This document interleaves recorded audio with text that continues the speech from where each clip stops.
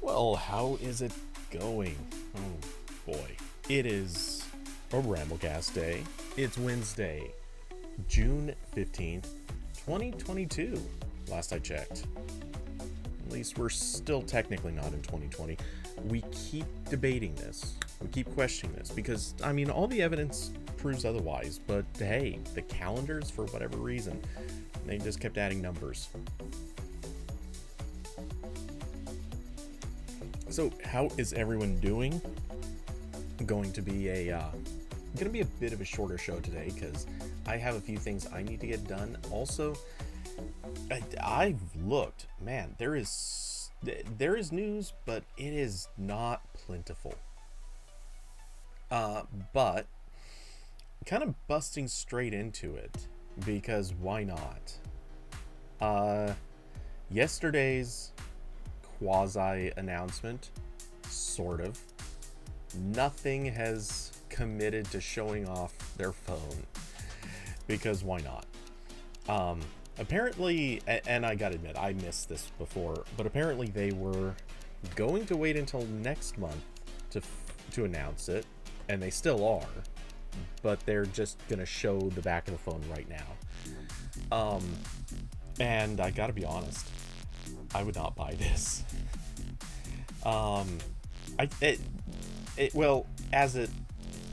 So this right now obviously is the back of the phone minus the actual back of the phone.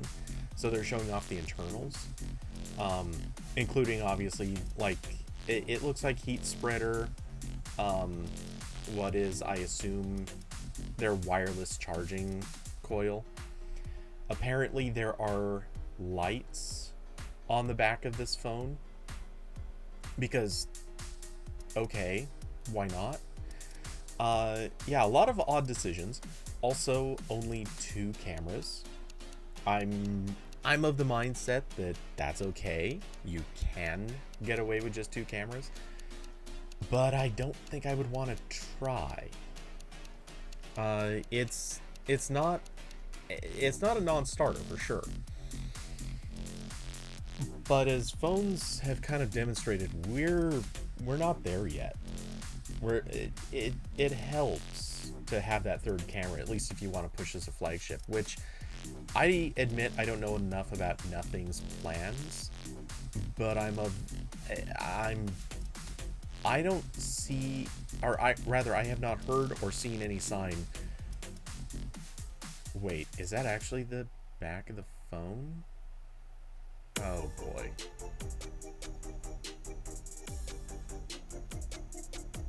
Oh wow, that is actually what it's gonna look like. Okay, I thought they were just showing it without the back on, but why would they do this? Oh god, why would they do this? This is like just micro rave for the hell of it. I like how Ishan is saying it'll look cooler in real life. No, that's not what I'm seeing here. This does not give me the cooler in real life vibe.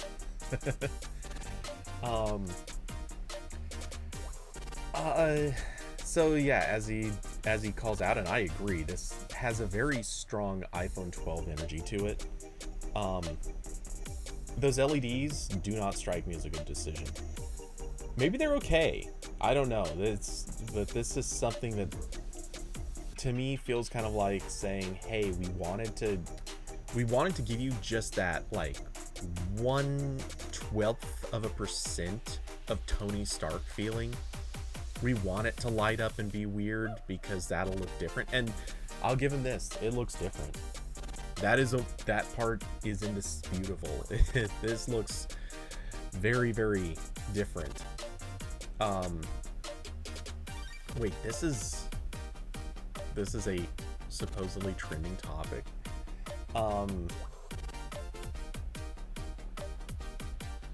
Yeah, I'm not feeling this as much as I think other people are. Maybe this is something you have to be looking at and holding in real life, because I could almost kind of see putting in the LEDs, But I don't understand, I guess, the visibility of all the flaps inside and the heat spreaders and everything else. Maybe that's, I don't know, maybe that makes sense. But to me, I'm just looking at it and wondering why. I'm not trying to hate on that, I'm just wondering why. It doesn't look particularly great to me. You're not a, Austin's not a big fan of the all white. Yeah, I think I'm with you on that. Okay, so one thing that stands out to me so far. Oh wait, okay. Do they show? No. Okay, here's what I wanted to. Oh wait, this is Ben Geskin saying final concept. I don't care about final concept. I want to see real life front of the phone. All they're showing is the back.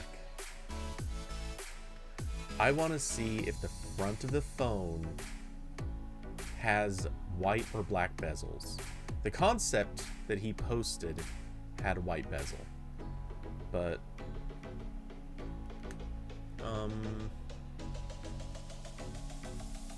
okay, I don't think there's anything interesting there.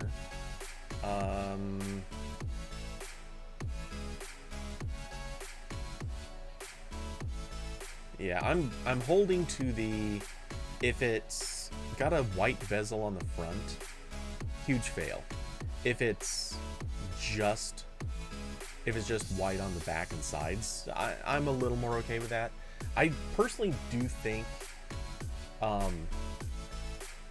honestly, I do think that a white phone is generally less ideal because you are more likely to get discoloration. You're going to get like more obvious visible grime and stuff in little corners and edges, and it does stand out a little bit more. But I don't know. I can kind of live with that. I know some people like white phones, and that's okay. Also, I think it's harder to put a case on a white phone. Just no matter what, cases on white phones are just harder to do well.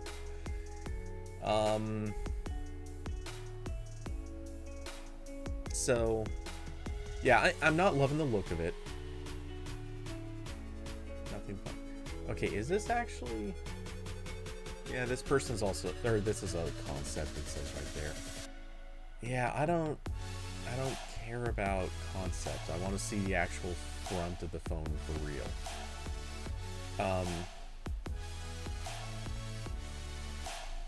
Yeah, so anyway, I'm holding that this will be maybe an interesting phone, but so it's going to be confirmed. Oh, it's manufactured in India. Okay, this probably isn't a flagship phone.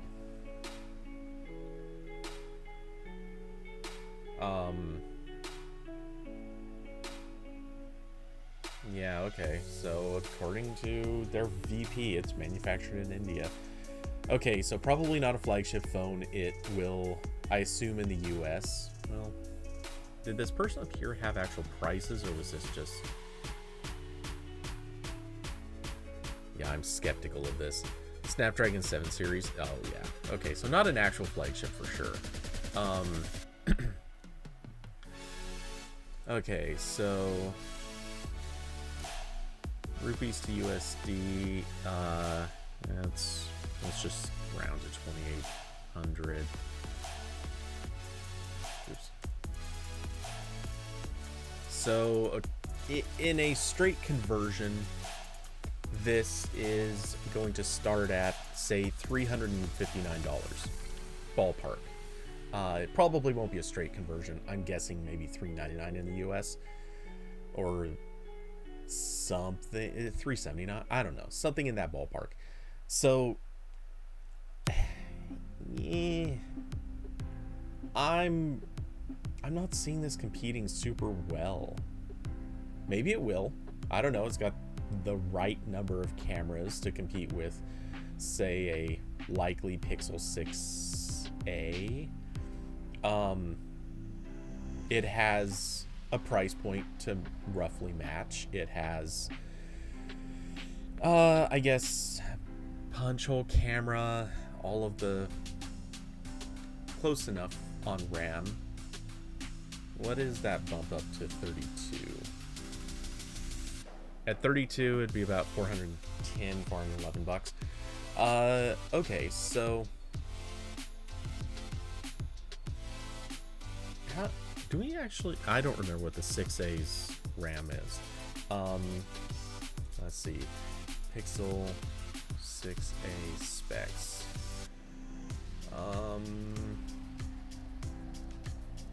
Looking it up really quick. Where you at? 128, 6 gigs of RAM. So okay, it matches that base variant in terms of specs. Yeah, I'm not. India's obsessed with Carl Pei. Are they? I'm not debating this. I honestly just don't know. I've never. I know there's a little bit of love for him, but I didn't think it was that extensive. Okay, but I'm just looking at this, and I'm feeling 6A vibes, but not as attractive. Probably not as good a camera, or at least the camera processing. Whether the actual sensors and lens and everything else are better, that's debatable, or rather we won't know yet. But the processing very definitely won't be as good.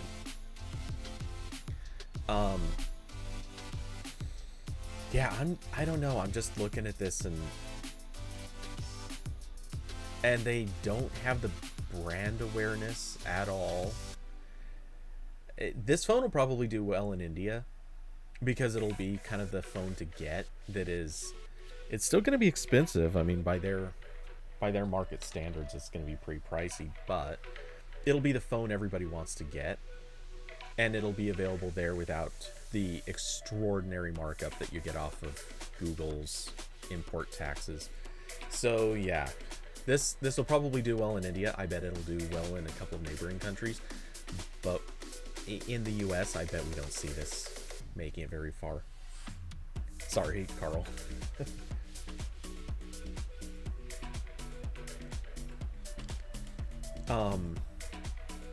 Yeah, wish you luck, but I feel like this phone just doesn't have the legs to really make it too far. But I don't know. I wonder, do you think the LEDs, I'll put this out to you guys, awesome. Do you think the LEDs will do well in India?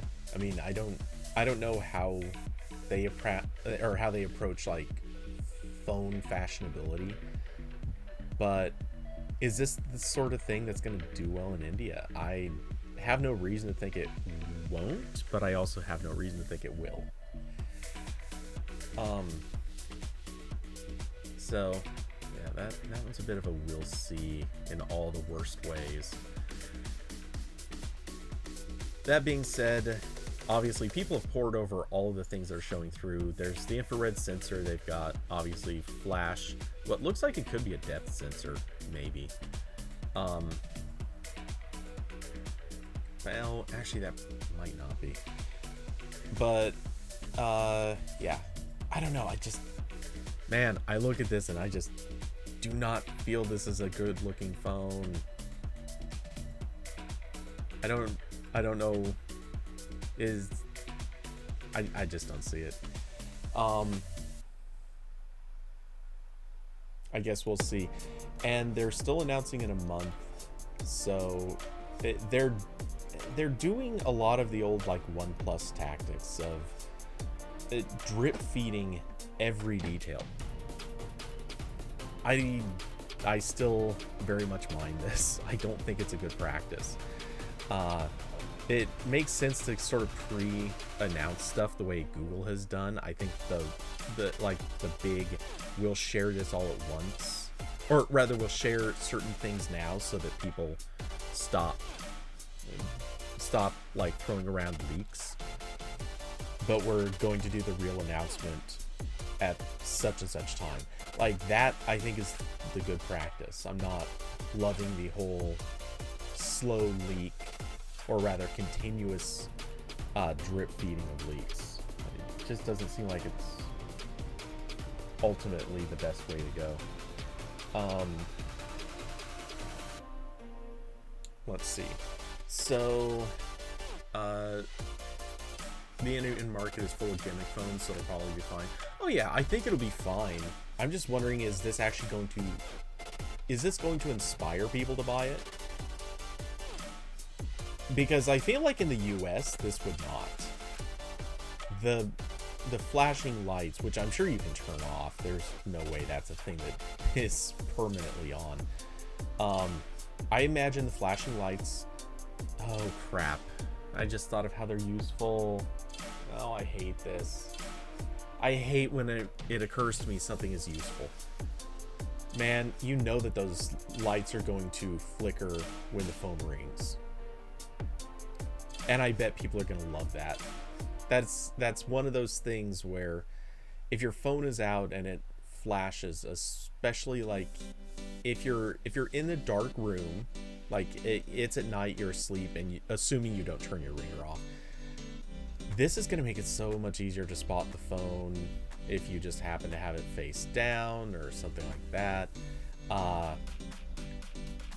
Depending on how bright they are, maybe they will show through like pockets. So if you're in a dark place and your phone rings, someone else will be able to see it. I don't know if that's a good thing. That's possibly a bad thing. I don't know. It depends. I wonder if it would flash with like other notifications.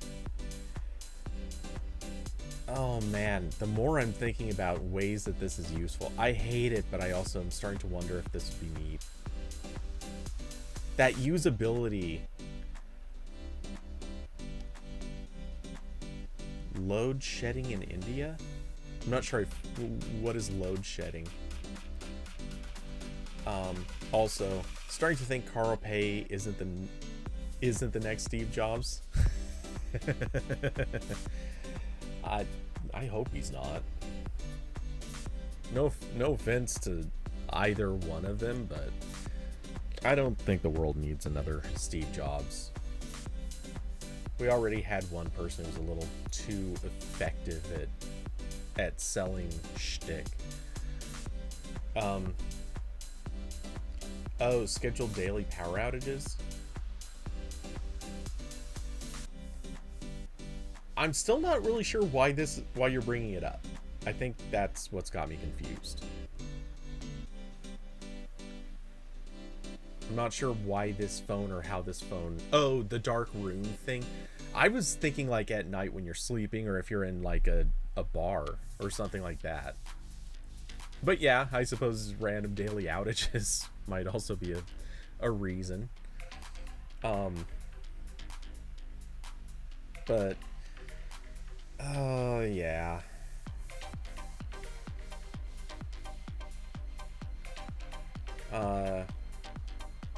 Having a low powered LED light. I mean, to be fair, your flash is already going to do that. The camera flash is already a better flashlight than these are going to be. I'm just thinking these will be good at sort of drawing you to the phone, which has obviously some advantages. Assuming it's EL wire and not just LED. Oh man, I feel like this has got to be just sort of a low cost thing.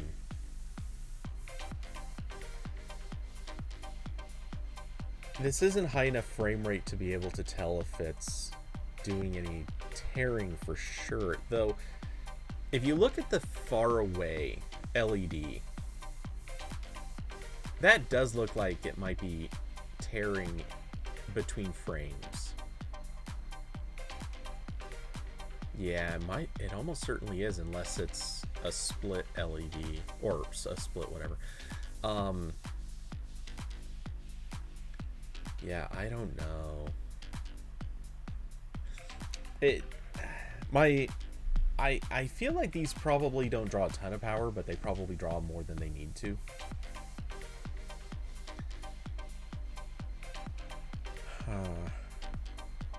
Yeah, I just don't feel like this is the thing that gets you much visibility. Your flash is always going to be a better flashlight than these things, if for no other reason than the flash is directional.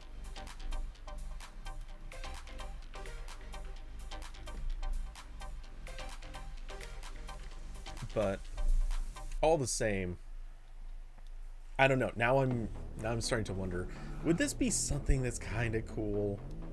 Could this be the thing where people go, "Oh, hey, I actually do want this because it lights up my phone and shows me something has happened, something changed," stuff like that. I actually kind of want to see that. So okay, yeah. Mid-range phone selling predominantly in India. I bet they'll do some sales in the US just because people are curious and people want to help the little guy. They want to encourage any company that isn't one of the major tech companies to be successes, and so for that reason this might do okay. I don't think it's going to make huge sales here though. Sadly, or not so sad, I'm not really sure. This is probably going to be one of those phones that gets, like, it's really, really, well, not minimal, but it's going to get kind of a big sales boost on, like, day one. A ton of pre-orders will come in, which ultimately amounts to very little. But it's going to be a lot of day one, very enthusiastic people that buy in, and then they will sell, like, almost none ever again in the US, at least until the second one comes out. And at the second one we'll see if it does any better. Let's see. So I don't think there's a whole lot to say beyond that, so moving on. We'll close those tabs, keep things kind of clean. So Lightroom. Well, Adobe had a couple of announcements today, or no, yesterday. Sorry, this was yesterday's announcement. So the first one, actually I'll hit this one first. Adobe plans to make Photoshop on the web free to everyone. So I have not actually read through the details of this, but if they're aiming for a freemium model, so I'm curious, wait, what part are they going to charge for?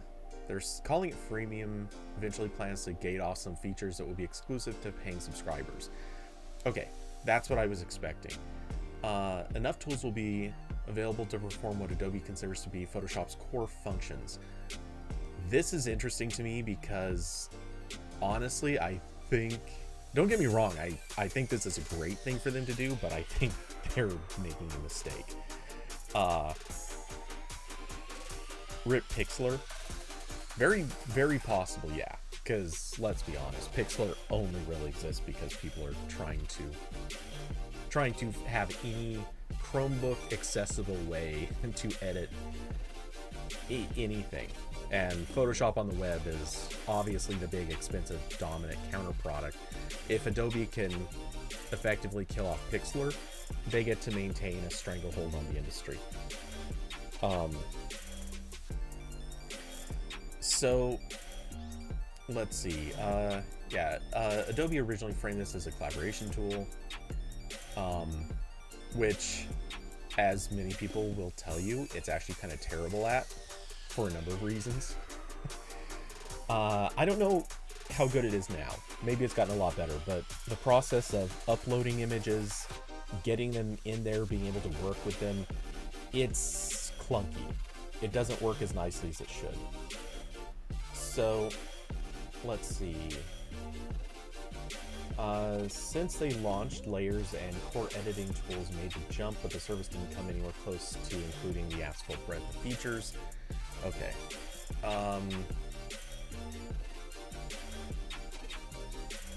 My question is, what are those features that they intend to make truly free, and which things are going to be gated?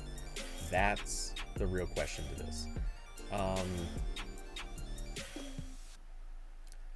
I want to see Photoshop meet users where they are now. Didn't provide a timeline for when the freemium version would launch more widely. In the meantime, the company is continuing to update Photoshop for web with more tools, including refine edges, curves, and the Doge and burn tools. Nice. Always love when the typo is just the best typo. And the ability to convert smart objects. The web version is also getting mobile support for reviewing and commenting on images. Cool. Let's see. Okay, and they previewed their new neural filter that's coming to Photoshop proper. Alright, so this is striking me. This is striking me as possible, like I said, possibly kind of a mistake, because right now, I speaking from lots and lots of experience, if you are in anything resembling tech blogging, if you do, well, we'll just say a lot of image manipulation, you don't have high requirements. There have been for years. I know somewhat off the record. Adobe has held a lot of like satisfaction surveys with their customers.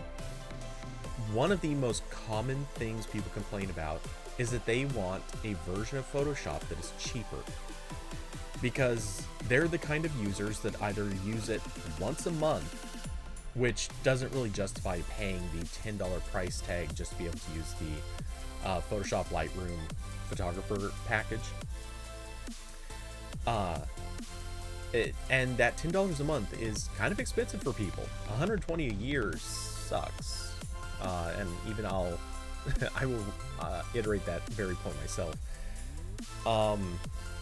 So doing a web version of it for free for a lot of people means that they just would not have to spend $120 a year.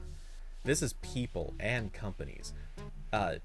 Almost every YouTuber has a subscription because they need to make their thumbnails. Almost every blogger has a Photoshop subscription, because not every, obviously, you can find plenty that will say that they don't, but the vast majority, an overwhelming vast majority, do have Photoshop subscriptions because they need to make hero images and just crop and generally edit the stuff that they are doing for their posts. And obviously every photographer and lots of other people also have Photoshop subscriptions. I can't help but look at this and think they're going to lose probably well over half of the subscribers to their photographer package, because most people probably don't need more than the very basic set of tools. I mean, I can plainly say, if it weren't for what is the name of it? The healing brush. If it weren't for the healing brush, I probably would not use what I bet they are going to consider to be the advanced features, the stuff that they're going to pay gate. The healing brush is the only thing I extensively use that strikes me as a non-core feature. So there's a lot of we'll see to this. And I think a lot of people are just going to get away with not spending on these tools. The one thing that could be a possibility is maybe Photoshop is going to move in kind of that, we're going to give away the basic editing tools and then raise the price on everybody else. Maybe that's how Adobe's planning to do this. I hope not, because I probably would remain a subscriber just because I do need the healing brush and I need some of the other stuff, though, to be fair. And even as I'm saying that, I'm kind of thinking I could be okay with subscribing just on an as-need basis. Just spend the $10 in a given month so that I can get the healing brush and all other features just when I'm going to do heavy photo editing, and then pull the subscription immediately after I'm done with it, let it run out the month, of course, and then wait till the next time I need to use it. At that point, I'd be in pretty good shape. So, I don't know. There's, again, a lot of we'll see to this. But then also Lightroom can edit video too. So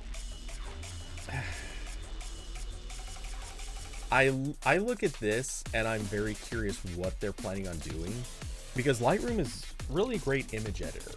It's great for photographs. If you're a photographer, it is kind of invaluable. Not to say it's the best raw processing tool.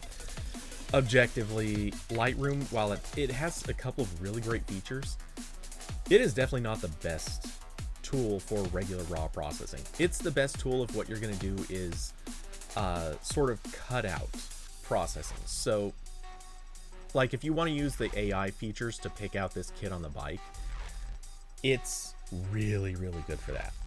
They added those features in the last year and a half, I think. So being able, or maybe it's within the last year. Now that I'm thinking about it, I think that was a lot more recent than I'm thinking.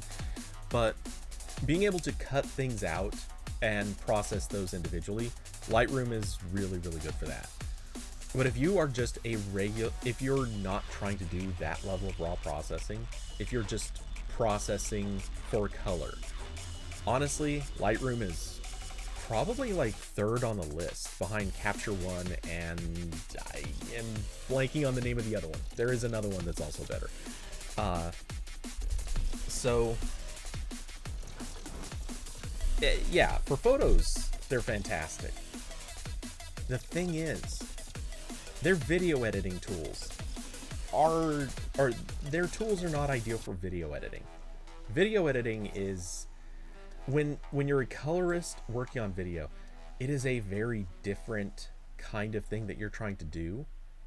And so I'm not convinced that Lightroom is really the best solution for that. It doesn't have a very good tool set for that kind of editing, which sounds crazy, I know, because you'd think that modifying color in one type of medium, it would be the same as modifying color in another type of medium, but it's not quite how it works.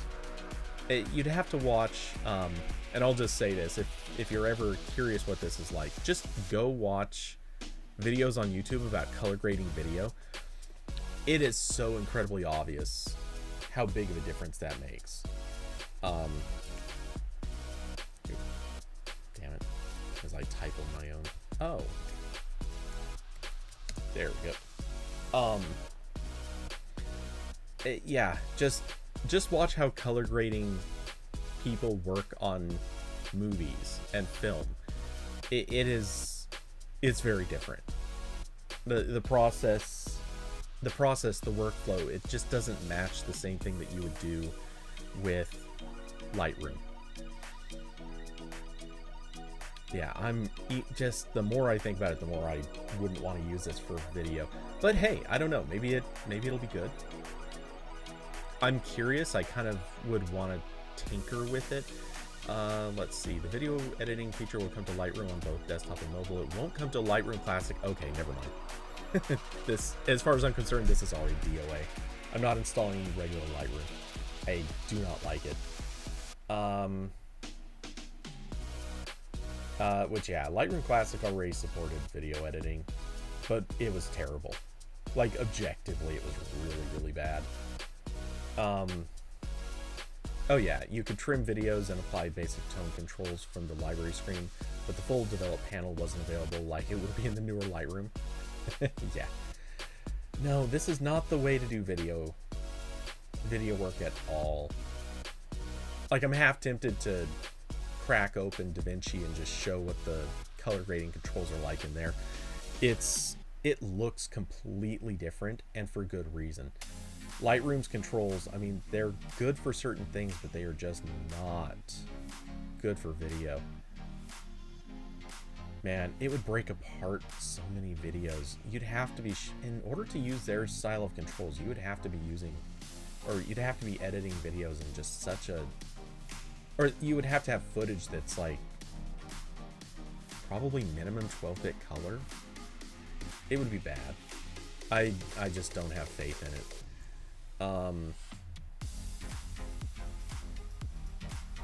Oh, Austin. Okay. I saw you post it. I'm taking a look. I'm probably gonna regret. The Daily Show. Wow, Bill Gates encourages everyone to get vaccinated. Then a year later, Internet Explorer dies. Coincidence? Nice. Oh. Hey, maybe Bill Gates has a little bit of internet troll in him after all. I like that. I want him to be snarkier, because at this stage it's deserved. He gets to be a snarky bastard. Everyone else thinks he's guilty of stuff. May as well cut out the BS and just actually troll people a little bit. Okay, let's see. So, really quick, just as a side note, I don't know how much anyone cares, or if, for that matter, how many people have seen it, but just pointing this out, if you haven't already seen it, go watch For All Mankind. It's now streaming for free on Apple TV, or the first season is. Go watch that show. It is so just neat. I won't scroll down into spoilers, but it is such a neat show. It is dramatic, but it's not overplayed. It's got really engaging characters, which is funny because they're almost hard to identify with sometimes, but that's what makes them engaging. Anyway, go watch if you haven't already. But switching to another Apple product. Apple, yet again, kind of leapfrogging Google's efforts. Or so we can likely assume. So the Apple Watch is apparently developing, you'll add it to your watch list. Yeah. I don't think you'll be disappointed. It's, I don't watch a lot of like alternate history shows, because that's what it is. It's they're changing the history and presuming a different path, and it does so well at it though. And it's weird because they sort of predict a future or even a present that's so much better than the one we have. I would be a fan of seeing the world play out the way that it did in For All Mankind. Well, not everything, but most of it. But let's see. Anyway, so yeah, Apple is pushing for, or rather, they're going to be adding a Parkinson's tracker to the Apple Watch, or at least they are working on, or they have developed, I guess that's the best way to say it. They've developed an algorithm for tracking Parkinson's, and the FDA has given clearance to it. I mean, this is coming not that long after Google got its like true clearance on the on basically predicting heart attacks and strokes. Or wait, am I getting that right? Yeah, it was stroke prevention, I believe, was the thing that they just got. Well, I shouldn't say stroke prevention, but rather stroke identification. Stroke prediction. That's probably the best way to say it. So, cheers to Apple. I love that they're doing stuff like this. And let's be honest, when they announce their next Apple Watch, and possibly even before that, if they don't announce an Apple Watch at the iPhone event, which I think they will actually. Let's see, the buyer's guide. They, I believe, are due for a new Apple Watch, are they not? Oh, maybe not. Oh, Never mind. Yeah, they'll have a new Apple Watch.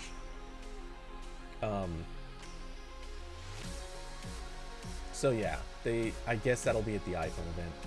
So if they're gonna have a new Apple Watch at the iPhone event, I bet they will be announcing that they're adding the Parkinson's disease tracker to it. And yet again, I mean, don't get me wrong, I have reasonable optimism about the Pixel Watch, but what stands out to me is this is just one more thing that Apple gets to show off as, hey, if you're in a group where you are possibly susceptible to Parkinson's, or you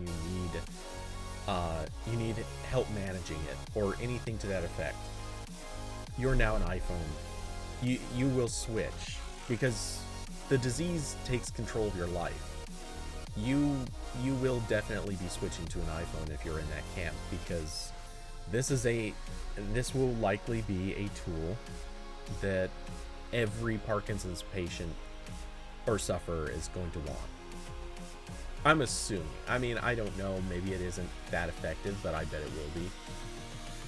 And that kind of thing is going to matter. It's just the truth. So I hate to put it this way, but Google should really be dedicating a lot to this kind of research. That's going to be such a big thing in the coming years. As let's be honest, we have a lot of people getting older and suffering from more and more conditions. It's time to kind of just acknowledge a lot of this and build it into the electronics that are actually going to be good at this.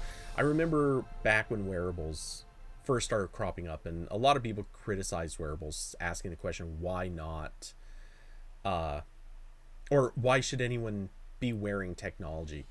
And it was a relatively limited number of people, but the obvious answer was always, this sort of technology can be, if it's attached to you physically, not just sitting in a pocket, but physically attached to you, it's capable of registering things about your body, about your behavior, about your activity that matter, and that can be extrapolated over time to see how people are progressing, if people are getting better or worse, if people are headed towards any sort of severe side effects or incidents, I guess would be the right word. And I mean, Apple every year or two is basically knocking out another major thing.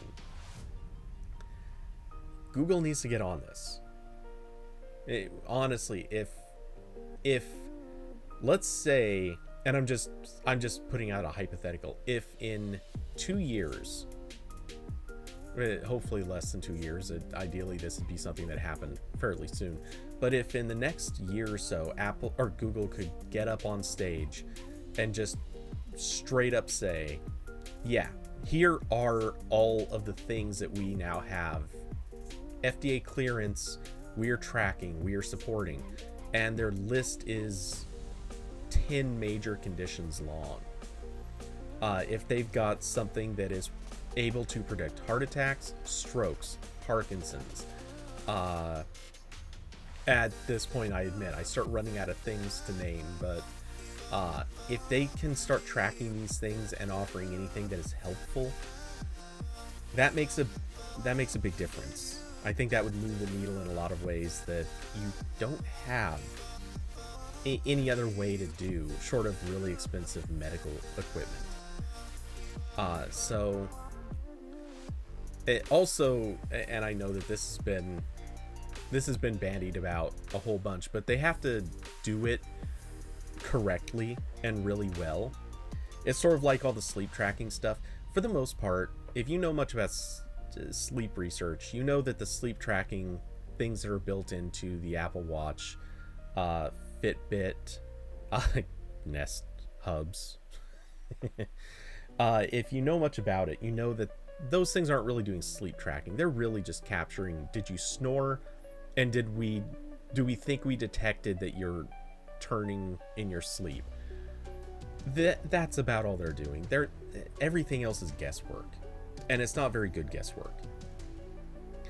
But if they could figure out a way to track these things a little bit better, and in all honesty, wearing something on your chest is going to give them far better data than they'll ever get out of a watch, or solely scanning your bed while you sleep. I don't have a lot of faith in the sleep tracking, I guess is what I'm saying. And David Lama, oh, but solely is going to save everyone. Yeah. I think this is the thing Google should be focusing on, because it is a really good thing to try to be successful on. And in all likelihood, it will reopen the doors. And that, by the way, is so much what this is about. Reopening the doors on getting people to buy into certain products.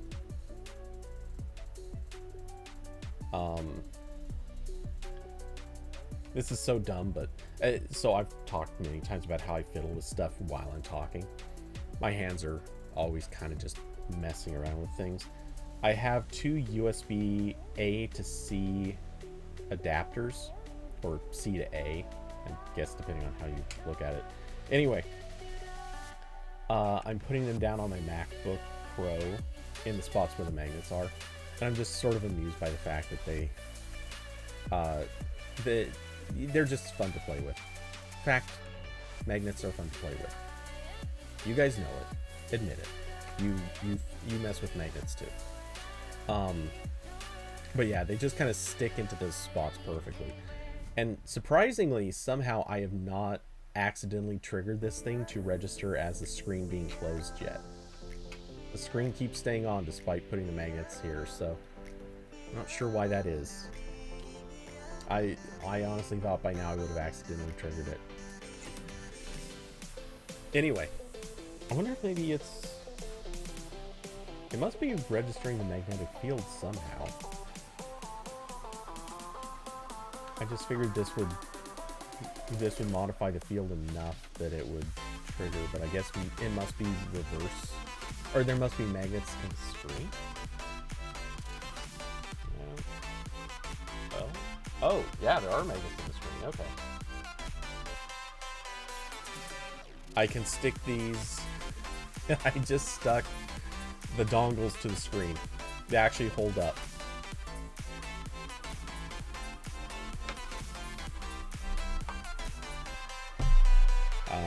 This is going to show so poorly on here, but oh, hold on, let me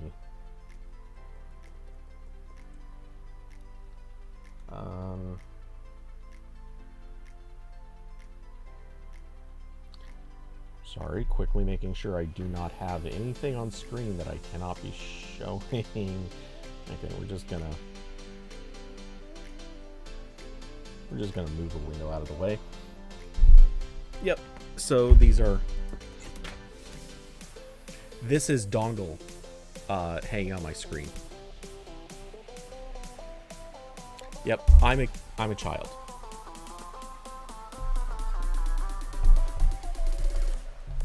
Okay, put it back in place and pick up the one that dropped. Reattach power. Okay. Alright. Childlike exuberance over. Also putting things back where they belong. Okay, all that's open. We're good. So, by the way, again, if anyone has topics, feel free to throw them into RambleCast and I will check them out. But moving on to a quick moment of snark. Oh wait, no, this one. We got a couple of YouTube topics. First, YouTube says more than 1.5 billion people are watching YouTube Shorts each month.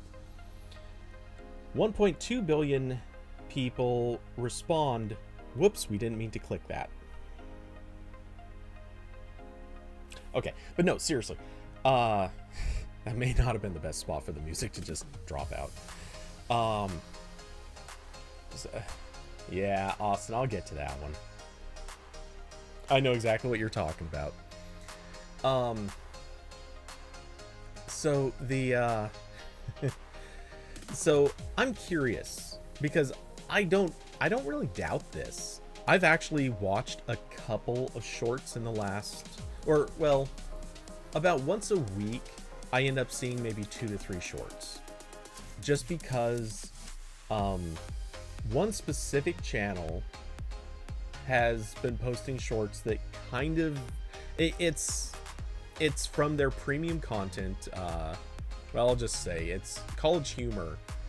I have not watched College Humor stuff in a decade, probably longer. But they've been doing this goofball game show. I can't think of the name of it, but basically the idea is every episode the rules change, like how you win the game changes, or what the game's about changes every episode. Anyway, they've been doing shorts to kind of advertise this. It's actually premium content, but they put some of their best scenes out as shorts. And the shorts have been really good. Like, that's actually the worthwhile part of the show 9 times out of 10. I don't care about watching the whole contest. I just want to see their, like, best moments. But aside from that, I'm still not really watching shorts. But I'm curious how much this is impacting other people. And one of the things that really strikes out is that this is operating on the same payment strategy as TikTok, which bothers me. So in case anyone doesn't know the way that TikTok pays out creators, which I still don't like that term, but I guess it works. The way they pay out creators is they have an individual fund, and they pick partners who get enough views and enough attention, and those partners are given basically a share of the fund based on their views. It works, and there's a reason they have to kind of do it this way, and I actually don't fault them on this part. If you compare YouTube versus TikTok, there is actually a significant difference in the content, and as a result, a difference in the way that money is made. With YouTube, if you watch a video, there are ads shown before and during that video. Or in the case of YouTube Premium subscribers, it obviously is linked to just a premium subscriber watching that video. The pay strategy, the way that this works, is they basically pay you based on how much money the ads shown during your videos generates. With TikTok, this doesn't work as well, because nobody wants to see a 30-second ad slip between, or even a 10-second ad. No one wants to see that slipping between every single video. So on TikTok, what they do instead is show one ad, and I don't know what the ratio is, but say one ad for every 10 or 15 videos or something like that. So how do you pick this creator versus that creator is responsible for having generated those ad views, effectively generated those ad views? Which ones are responsible for bringing in the most attention? And how do you equate that? And plus, in YouTube, you do have different ads that get to target different types of viewers. If you have, let's say,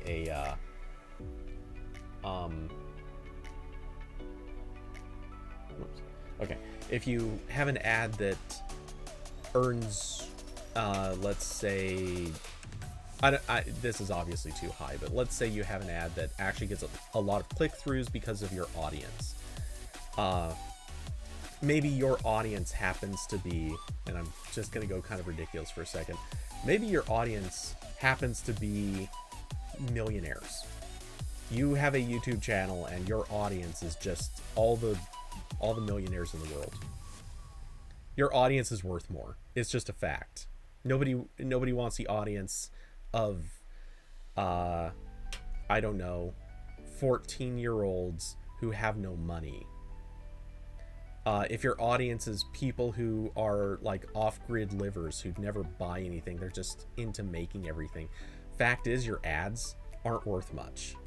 It sucks. It's just kind of the way the markets work. So, you know, on YouTube, you can actually make a lot of money in pay-per-view because the ads that people are paying to show during your content are just really, really expensive. That doesn't work with TikTok, again, because they're just kind of slipping a lot of stuff in. I doubt it's random, but they can't do as much targeted, and it definitely can't be attached to the channel. So yeah, I get why they have to pay this way. The catch to all of this is now YouTube has to also have a quote-unquote shorts fund, and by virtue of that shorts fund, they are paying out in kind of the way that sucks. It's the way that costs. It doesn't cost, but as the platform grows more successful, YouTube will ultimately be paying out less money per view than they would be if the platform is staying at where it's at or becoming less successful. So the more creators put out shorts, the more likely it is that YouTube just pays less for all of those views. Which, okay, the thing I just explained, they are of course explaining this article too. It's not exactly a new concept. Everyone's been explaining this for the last couple of years, but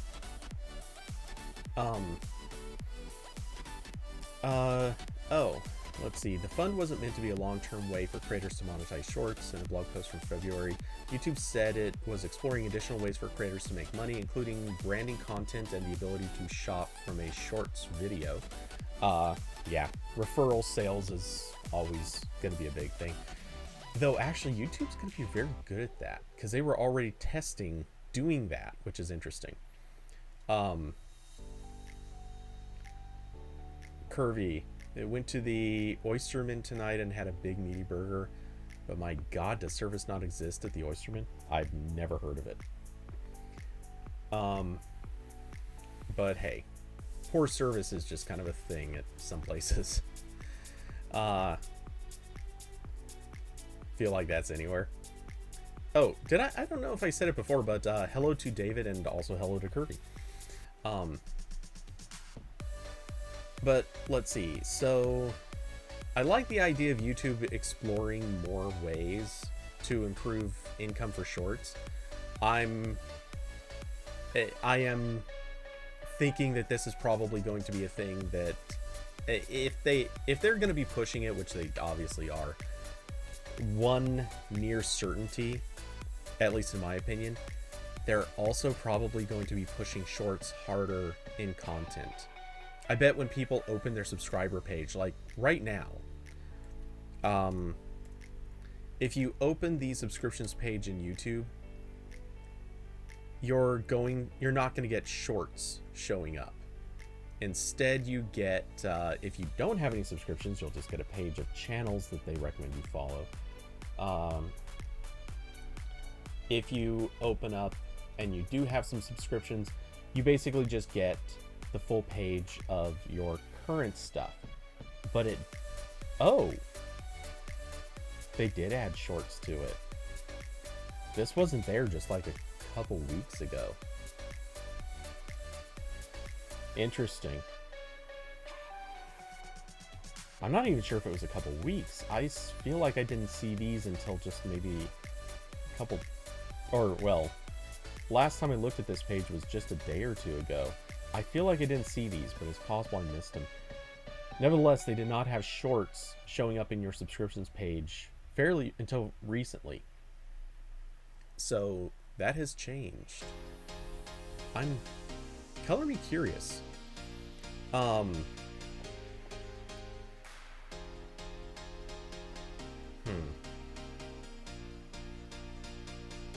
Okay, sorry. Quickly reading comments.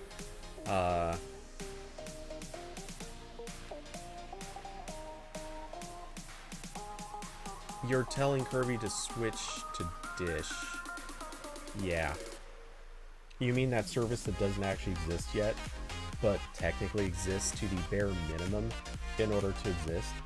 That might actually have to be a topic in a minute. So anyway. Yeah, I'm looking at this, I'm just thinking YouTube, they're doing the right thing here, but I'm still curious how well shorts are gonna play. It in the long run, it feels like they're hitting the right notes, and I kind of like that. And they're, unlike TikTok, they're coming out straight with the, we want to find a way to keep people from getting screwed by virtue of the platform just getting more popular. So hopefully they figure that out. Anyway, so closing that up, moving over to the other thing. This is a pretty small thing. In fact, I would even say this is more just in case people are curious. YouTube's adding a corrections feature so that YouTubers can basically post a thing in their video, kind of like if you post additional links. It's a thing that'll just pop up that says that there are corrections. You can then click on it and it will show you a list of the corrections. I don't like the interface for this. I think that part's bad, but I like that they're trying to do something so that people don't have to mess with their videos too much. But I really, really wish what they would do is allow people to post like an actual visible thing on the video that just specifies like, here is the correction. And it should be a pop-up. They used to have this. It was an old feature that worked honestly pretty well, and then it was taken away. I think they should bring something like that back. But hey, it is what it is. And I kind of get why they don't totally do that, but there are ways that they could make that good. Let's see.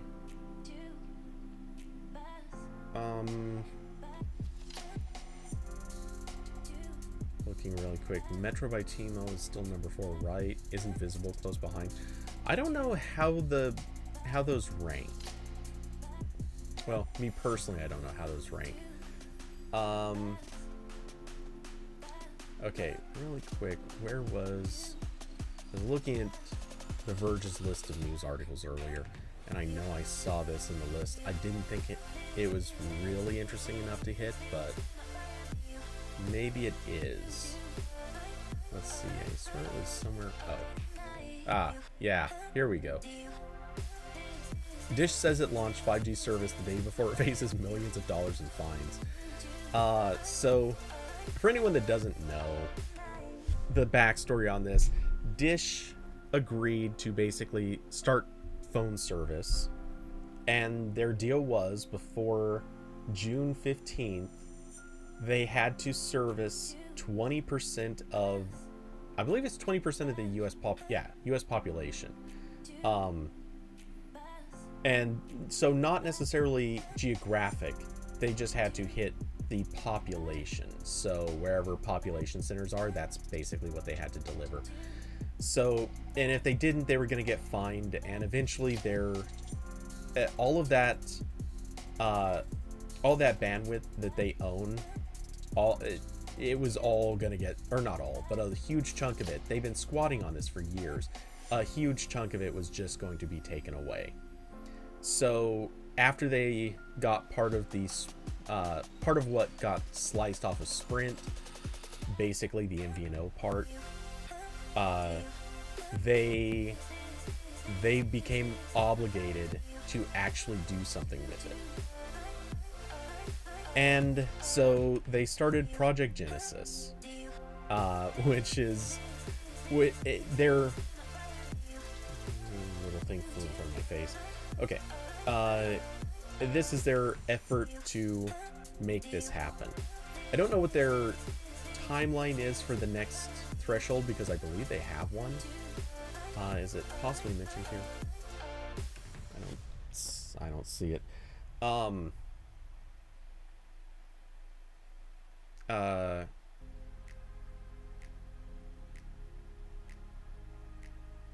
Curvy.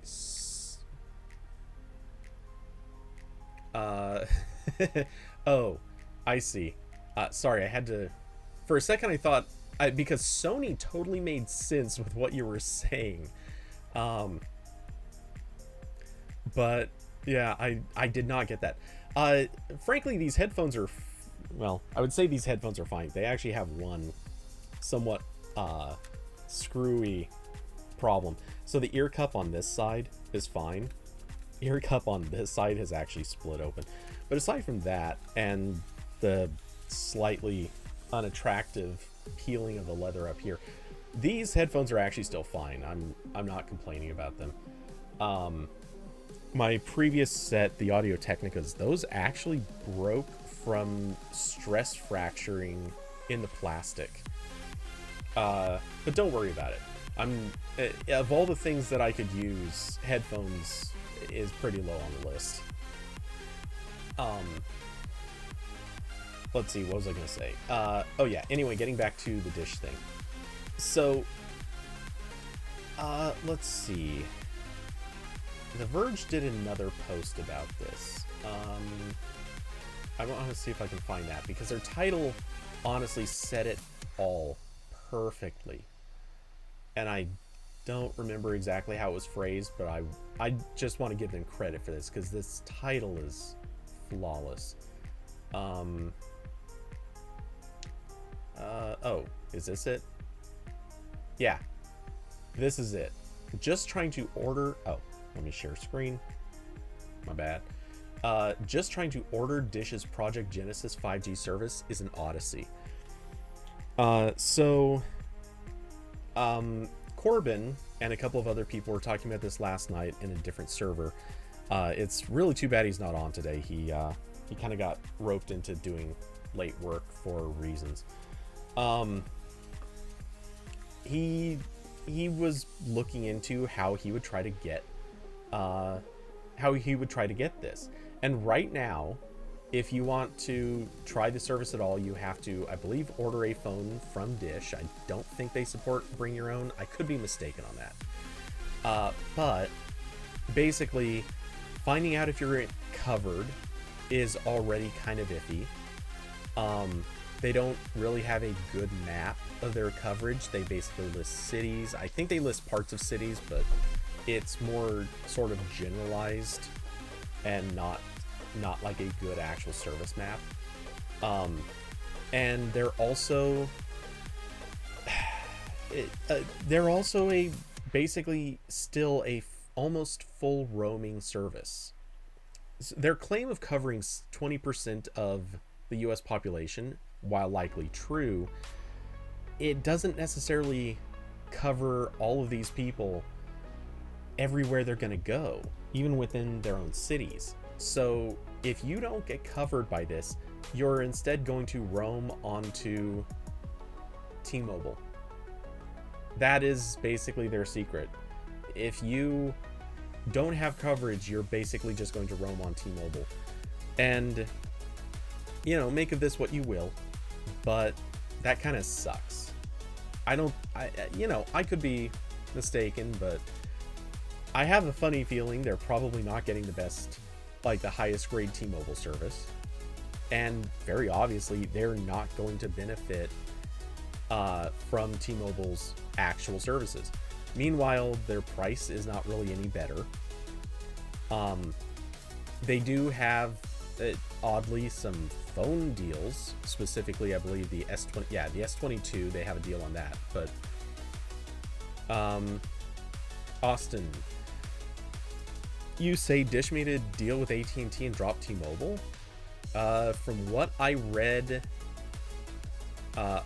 you posted the link to this to the article probably before I found it, but from what I saw in the chat room, there was and I think the person just copy pasted or took a screenshot. I don't think it was a link, but I'm checking.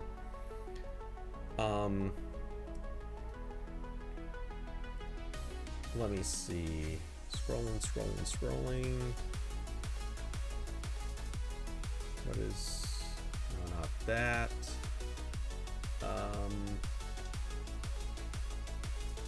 Okay, not that. Alright, now I'm definitely too high. I must have scrolled past it. Or not. The thing I saw, somebody posted...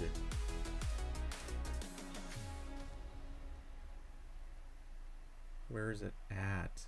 Damn it. Maybe it was a copy of the text. But someone posted a thing. It definitely said it was T-Mobile. Now, to be fair, that could have been old information. Or maybe old news, but...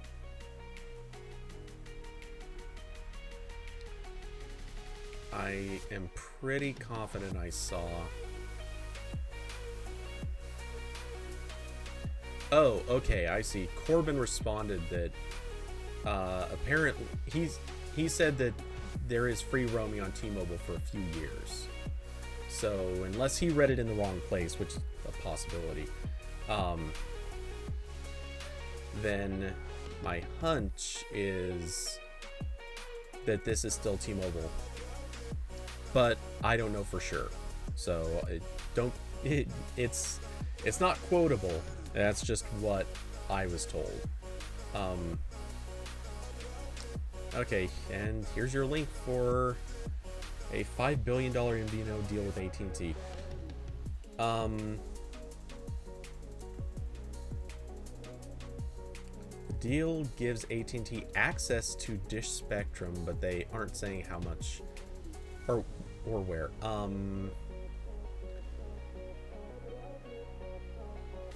Okay, so when was this? July 19th of last year. Okay, maybe this does apply. So they'll provide network services for Dish's Boost Mobile, T-Mobile, and Republic Wireless customers, replacing T-Mobile as its MVNO partner. Okay, I guess so. So yeah, unless this deal has since fallen through, which I can't imagine it would, because AT&T wants that. They definitely want that extra service.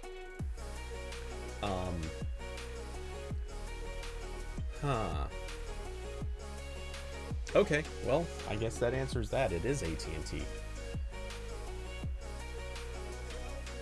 Nevertheless, yeah, so far, by all accounts, just getting service is hard enough. The going theory that I've seen a lot of people bring up is they probably genuinely don't want people using the service yet. They want to be able to say that they've launched it because they want to keep squatting on the spectrum. They want to keep avoiding their responsibilities to the FCC.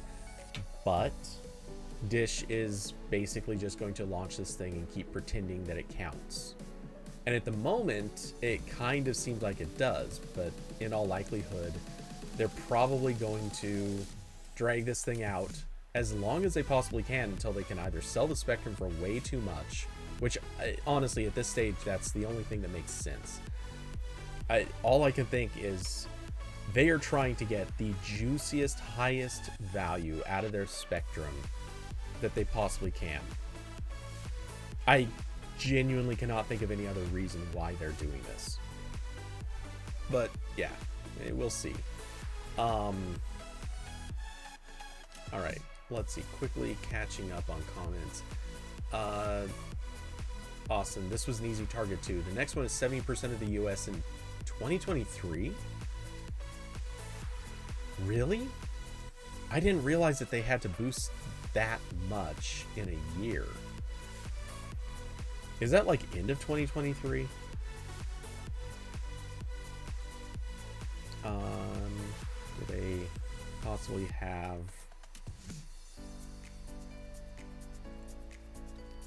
Let's see, do they have... The Verge doesn't mention. Damn. How about the words next year? No sign of it there. Or there. Okay, yeah. The Verge doesn't specify this, but... June 14th, 2023. Okay, so... There's no way in hell they're going to hit 70% of the population. Honestly, I think that's even asking too much. I think even the FCC was aiming too high with that. But we'll see. 75% of each pop is a huge milestone in 3 years. No kidding. Dish phones only, and they don't even support their own band 70, and probably can't due to the RF modem and 5G SA. The entire thing was a disaster that everyone expected. No kidding. Yeah, no, that part, yeah. Dish is, I'm not going to say doomed. I don't think they're, I feel like they're somehow going to weasel their way through this, or possibly even, this goes to a weird place, but some part of me wonders if they're actually going to countersue the FCC, basically saying that a unrealistic demand was set, and that they don't think that they should be held to that deadline. Or maybe this launch, maybe what they're going to do is now respond to the FCC saying, look, we know that we're due to hit 70% next year, but hey, how about we maybe miss that date a little bit? Can we push it back? It's good faith. We're trying. Which I can imagine the FCC being toothless and saying, yeah, fine, you can have till 2024 to get 70%, and Dish could do that, maybe. I wonder if they're actually still, or I wonder if they'll actually try to get customers, though. That's the big question at this point. And why are they doing, my theory, again, is I think they're just trying to sell this for super high value, because everyone is scrambling for Spectrum now, and Dish just holds a momentous amount that they're doing nothing with. And so I think they're just hoping that everyone develops themselves into a hole where they need more Spectrum, and Dish will be the one to be able to offer it at a premium. Or even more likely, they'll license it out. But yeah, something about this just screams. They haven't set up stores. They're not trying to push the service on anybody. If they needed to make money on this, if they cared about making money on this, they would have already done more to set this up and try to get customers. The fact they're not trying to do that tells me they probably don't actually want customers.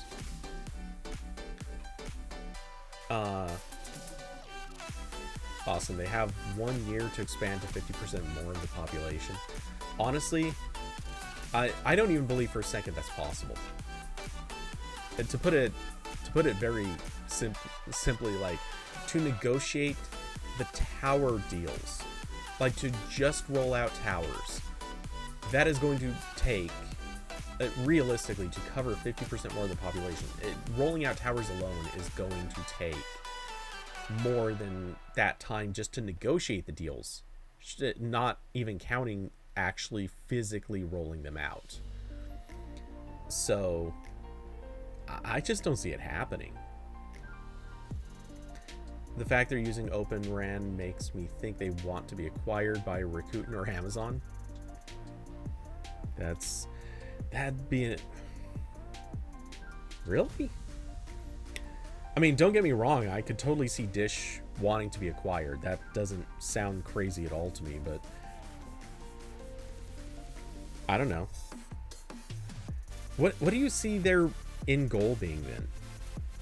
Are they trying to become like the private network for Amazon's drone deliveries, or so Amazon could start their own phone service? I don't know. I'm curious. Where do you see that going? Why? And well, you name Rakuten. I don't see Rakuten factoring into this, just due to the fact that it's a foreign company that would be. I need to charge this phone. Not that you care, but I could see them trying to push for Amazon just because local company. I think Rakuten, they would have to convincingly argue that it's that they would be okay offering service to the US, or more to the point, they would probably have to not acquire Dish but rather partner with Dish, do kind of a whole infrastructure relationship deal where Rakuten is not the provider per se, they're just investing in and supporting a company, probably doing a stock sharing kind of thing too. But yeah, anyway, so all right, really quickly closing a couple tabs, don't need those open. They'll wholesale access to the RAN. Maybe, I don't know. I don't know enough about it, but I could see Amazon wanting in on this, because at this stage, that just makes a crazy level of sense. I could absolutely see Bezos standing up and saying, "Hey, we want to do phone service now. We already sell phones. Why shouldn't we do the service?" And then it'll be the same Walmartification that we already see Amazon doing. I mean, anytime that they can, they're going to try to replace something somebody else makes money on with something they'll make money on.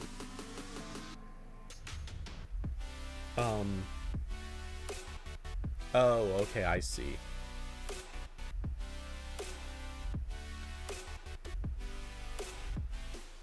Yeah. I cringe at the thought of it, but I mostly envision this just because that fits. I could really envision Amazon trying to push into phone service because it is sort of their niche to try to replace what everybody else has, and then market it heavily through their own services. So I can imagine it being kind of a thing that if you're a Prime subscriber, you get a discount on your phone service, or vice versa. Maybe that's the new way to get cheap Prime. You just you subscribe, or you set up your phone service all on their network, and as a result, lo and behold, you get to be a cheap Prime subscriber. I don't know. I could see it happening. I don't like it, but it does make sense. Okay, let's see. There was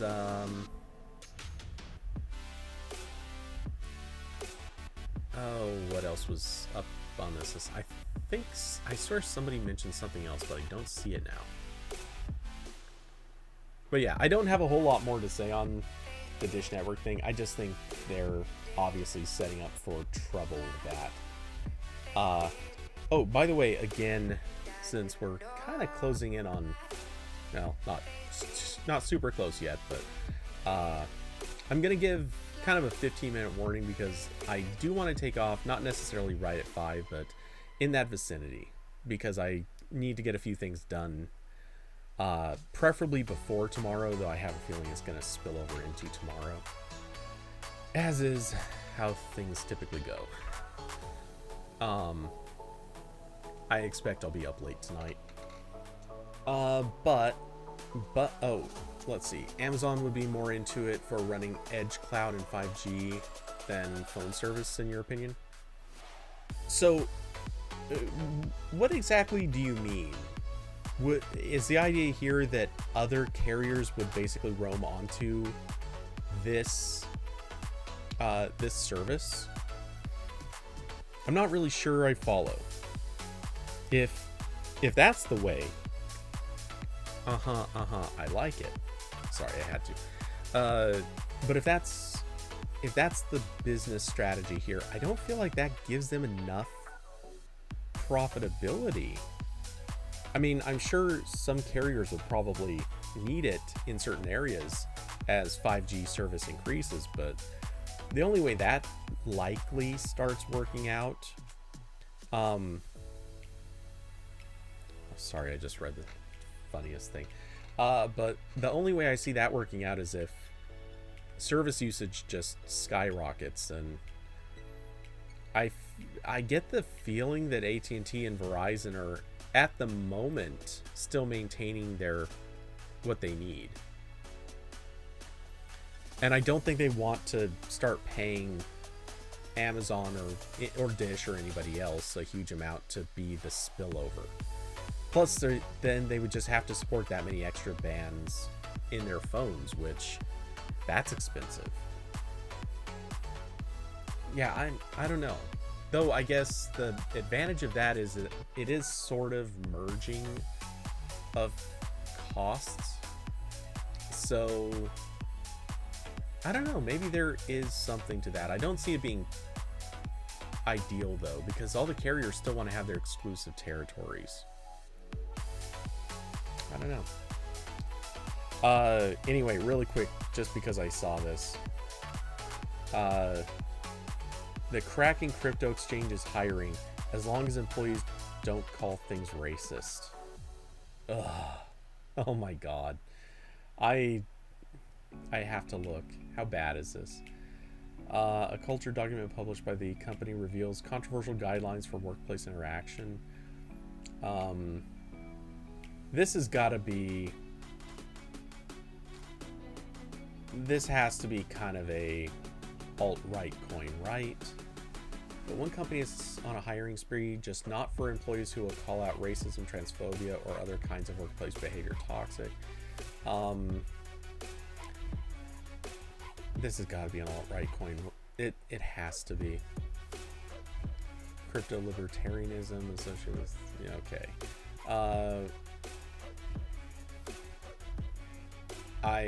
This has got to be. It has to be. This has to be a reference to releasing the Kraken.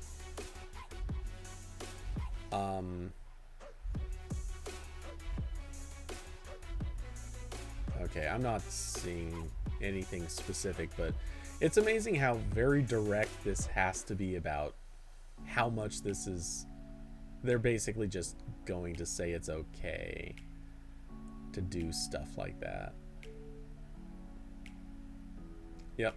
Okay. I don't see anything, but it seems like enough. Okay, let's see. Awesome. That's what I would want, but I doubt it. Amazon AWS on an edge network would be insane and have huge advantages for self-driving and AR. Yeah, that's definitely true. I could see that making sense. But yeah, spillover. Don't get me wrong. I obviously, I even would want something like that, or I'm in a position where I would want something like that. Living where I do, the fact of the matter is, AT&T, Verizon, T-Mobile, none of them want to spread 5G out to here. So the idea of maybe a single carrier who's going to cover all of these out, like the outside, the rural areas, any carrier who's going to say, sure, we'll cover that kind of area, and everyone else can just pay us to use that saves every other carrier the cost of putting service out to there.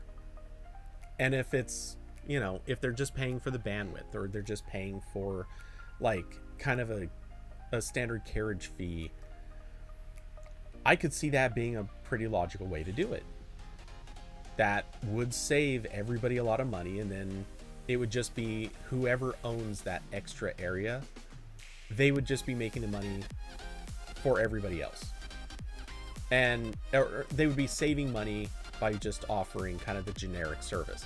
And that would be kind of great. In a way, obviously it's got its drawbacks, but it would work. I'm not against that. Uh, that's how you would ideally structure Spectrum in the US, but it's not going to happen. Don't get me wrong. Same here. I would certainly support that as the strategy. The catch: carriers want their exclusivity. They want to be able to brag about having faster 5G, which you can't do if you're on everyone else's, if you're sharing the same thing with everybody else. They want to be able to brag about it covering areas no one else covers. They want to be able to brag about this thing or that thing. They can't do it if they're all sharing the same infrastructure. So they're not going to. But I could see them doing it for rural areas. It honestly makes a lot of sense to do it in a rural area, because they don't have an incentive. And this is why China won 5G. China didn't win shit. That was like the space race that didn't go anywhere. Who cares? Sorry, I'm not taking a shot at you. If this is me taking a shot at Trump's BS about, oh my God, China won. No, they didn't. They didn't win anything. Who cares?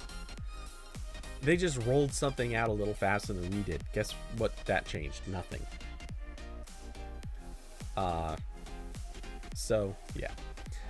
What matters is when somebody rolls something out faster to your own market than you do. And that didn't happen.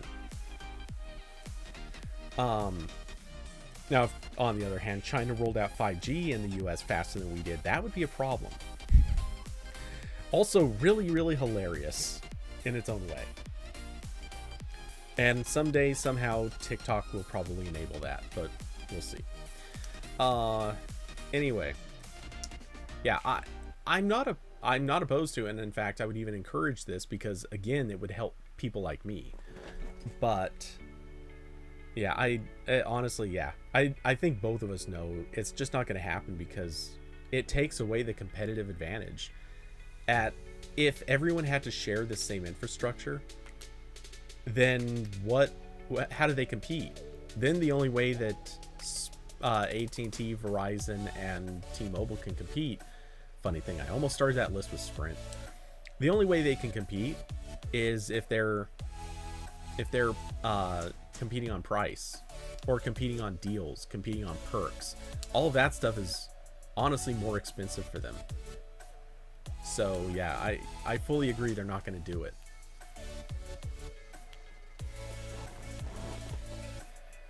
So yeah, it's a shame, but it is what it is. Okay, it had to be talked about. Lambda. So I admit, I didn't read the conversations that everyone was talking about. I don't care because I already know what this is about. I saw a couple of the excerpts. So for anyone who doesn't know, the really short version of this is a tester who, I believe he is a software engineer, but he's not a software engineer who is involved in actual AI development. Rather, he's a software engineer who somehow ended up a tester on Lambda. And apparently he held conversations with Lambda that, through the context of the conversations, ultimately led him to think it had become sentient.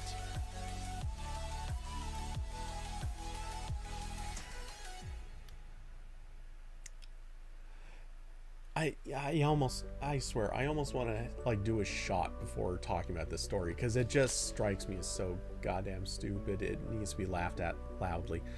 So he got fooled.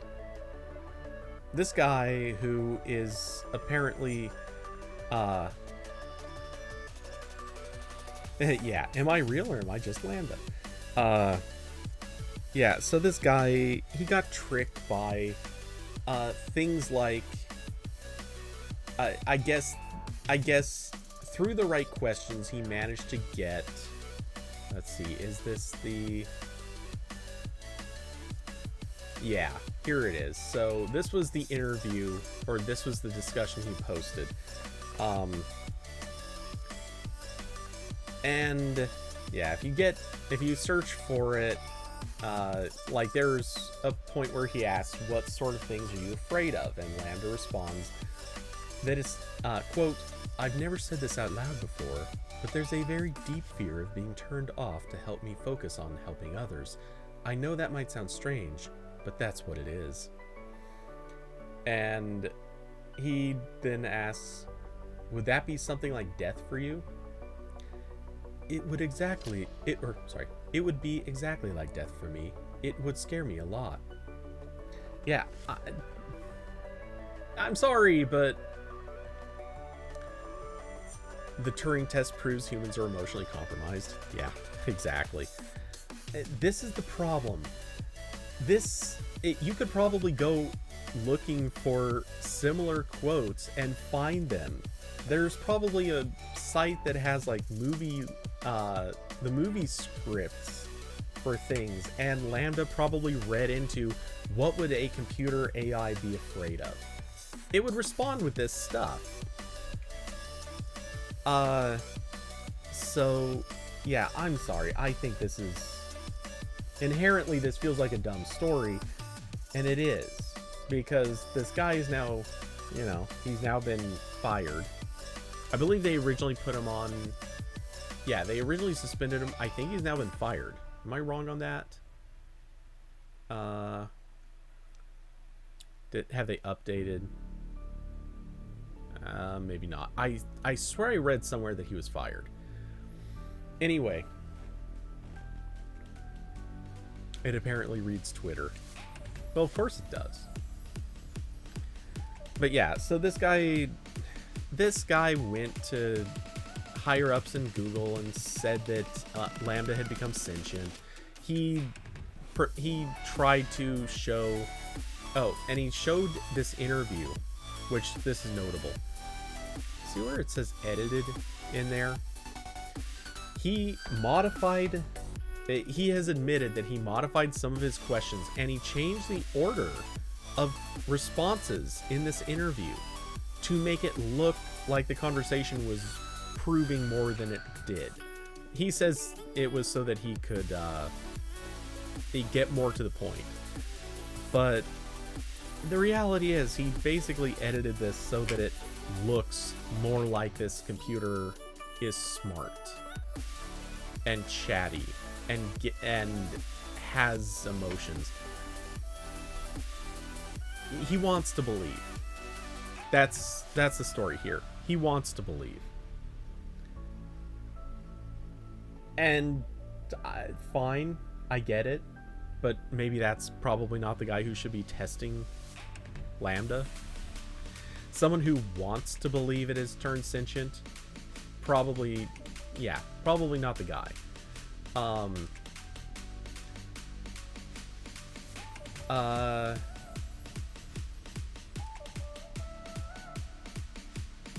Also, look, I'm not gonna beat him up over this, but I'm just gonna say there are things in here that leave me thinking, yeah, sorry dude, but maybe, just maybe, there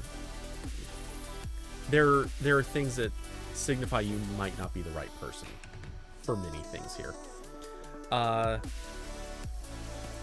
Yeah, so like I said, not beating up on any particular thing, just saying there are the signs. And now everyone's looking at like, wait, which thing is Cody like secretly biased against? Is it that second thing? Is it the fourth thing? The fifth thing? The sixth thing? Is he possibly anti-Cajun? You guys will not know. I will not tell you. I'm not letting you cancel me over the fact that, as it turns out, I'm anti-software engineer. Sorry. Oh God. Austin. No. Lambda, more like lame MDMA. Kind of true. But no. This... Honestly, I'm sorry. I think Google did the exact right thing here. This is a guy who... He is just not in the right mental space to be dealing with Lambda. Whether he is arguably maybe more insane than we realize, or if he's just a little off these days, I don't know, but I think they did the exact right thing in at least suspending him, if not maybe letting him go.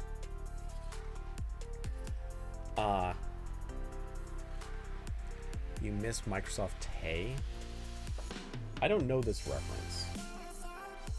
Microsoft Tay. Twitter taught Microsoft's AI chatbot to be a racist a-hole in less than a day. Wow, I'm just posting the link to the Verge article. I am not putting this on screen because I don't need to try to get demonetized with whatever the Verge reposted from this. Let's see. Oh my god.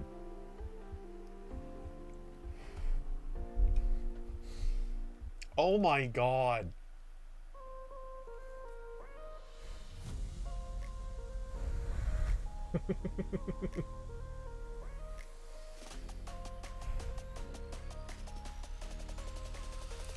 Wow. Someone said it exactly right. Tay went from humans are super cool to loving the Nazis in less than 24 hours. Oh my god. That is dark stuff, too.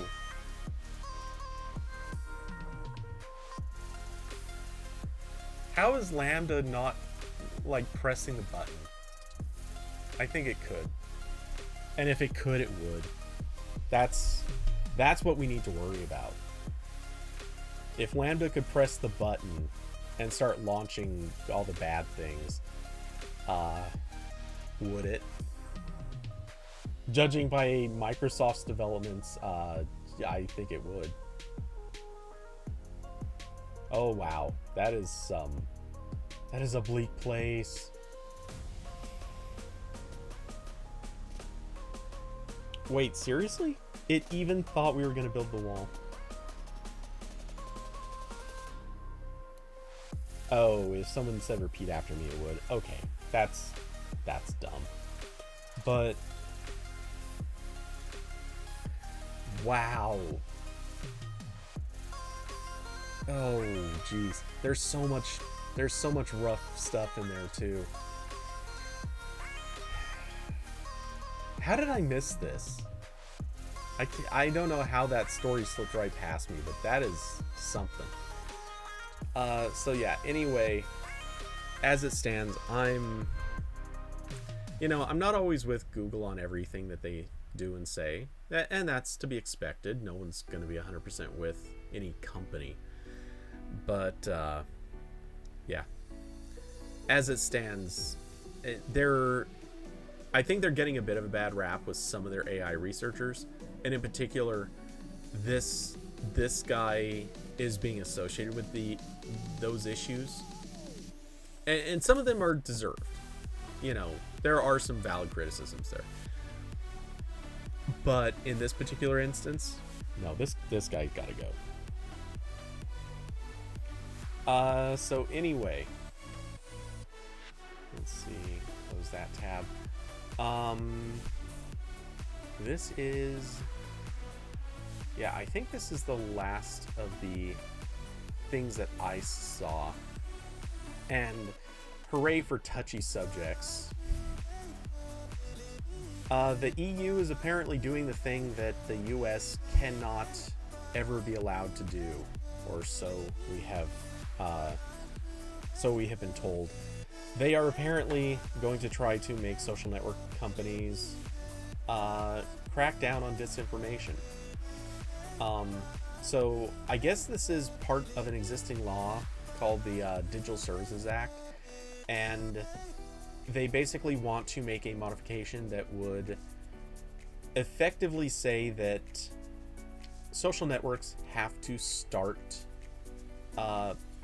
basically filtering for identifying and filtering for intentional misinformation, deep fakes,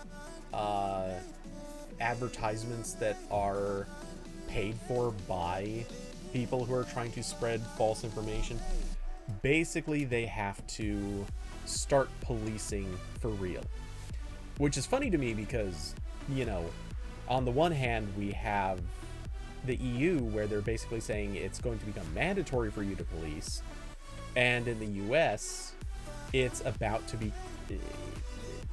There's a cultish sect of the government that is determined to say you have to not only allow disinformation, you actually have to help spread it.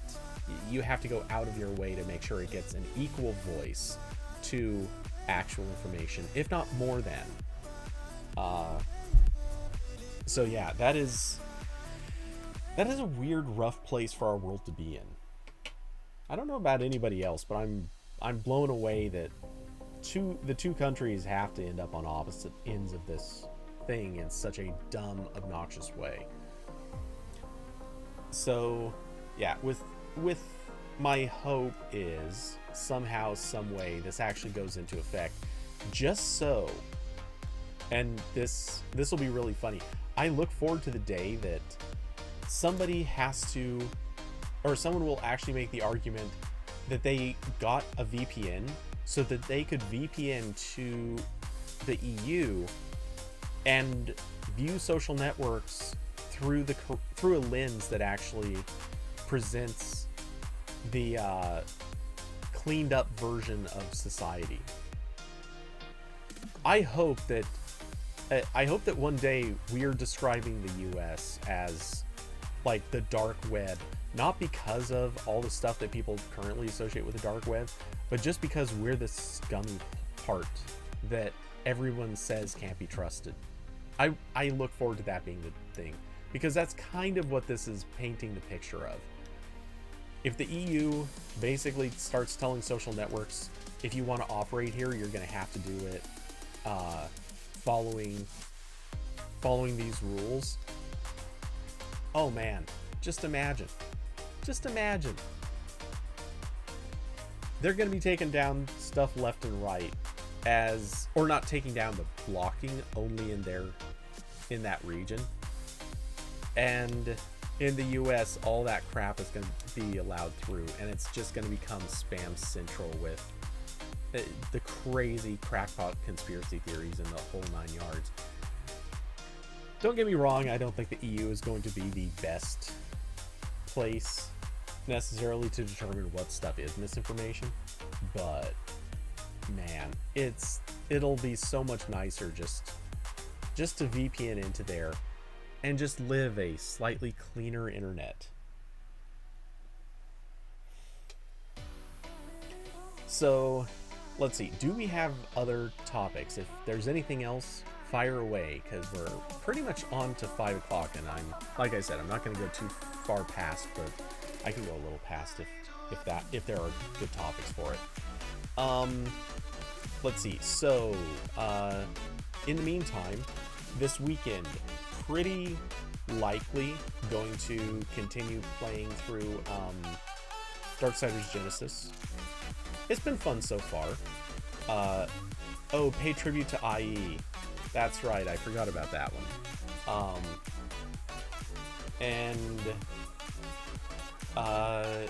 Carson, I did see that story. I wasn't really sure what that was about. I was kind of thinking it was a non-story, but I'll look into it in a second. Really quickly, so yeah, good old Internet Explorer. You will not be missed. Your bad software.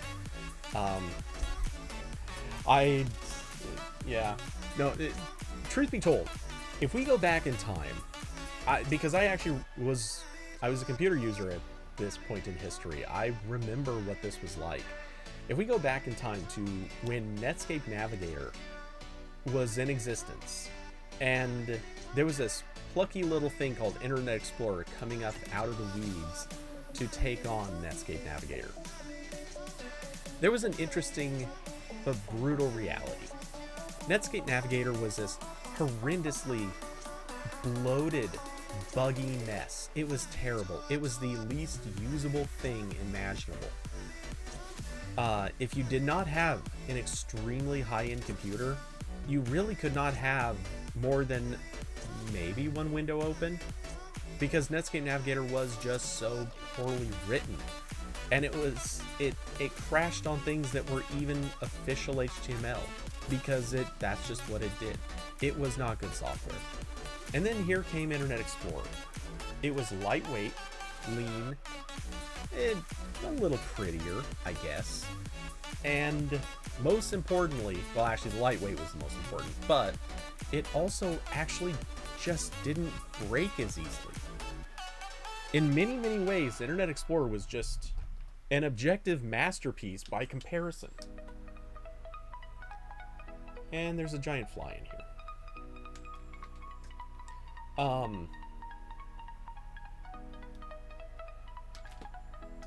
Okay, I just hit it.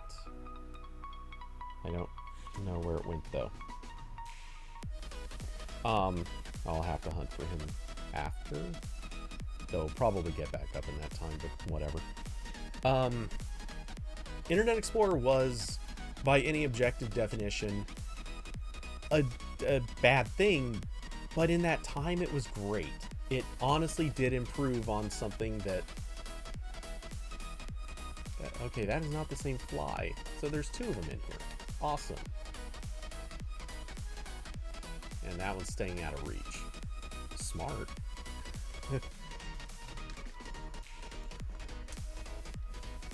Okay. Anyway, so yeah,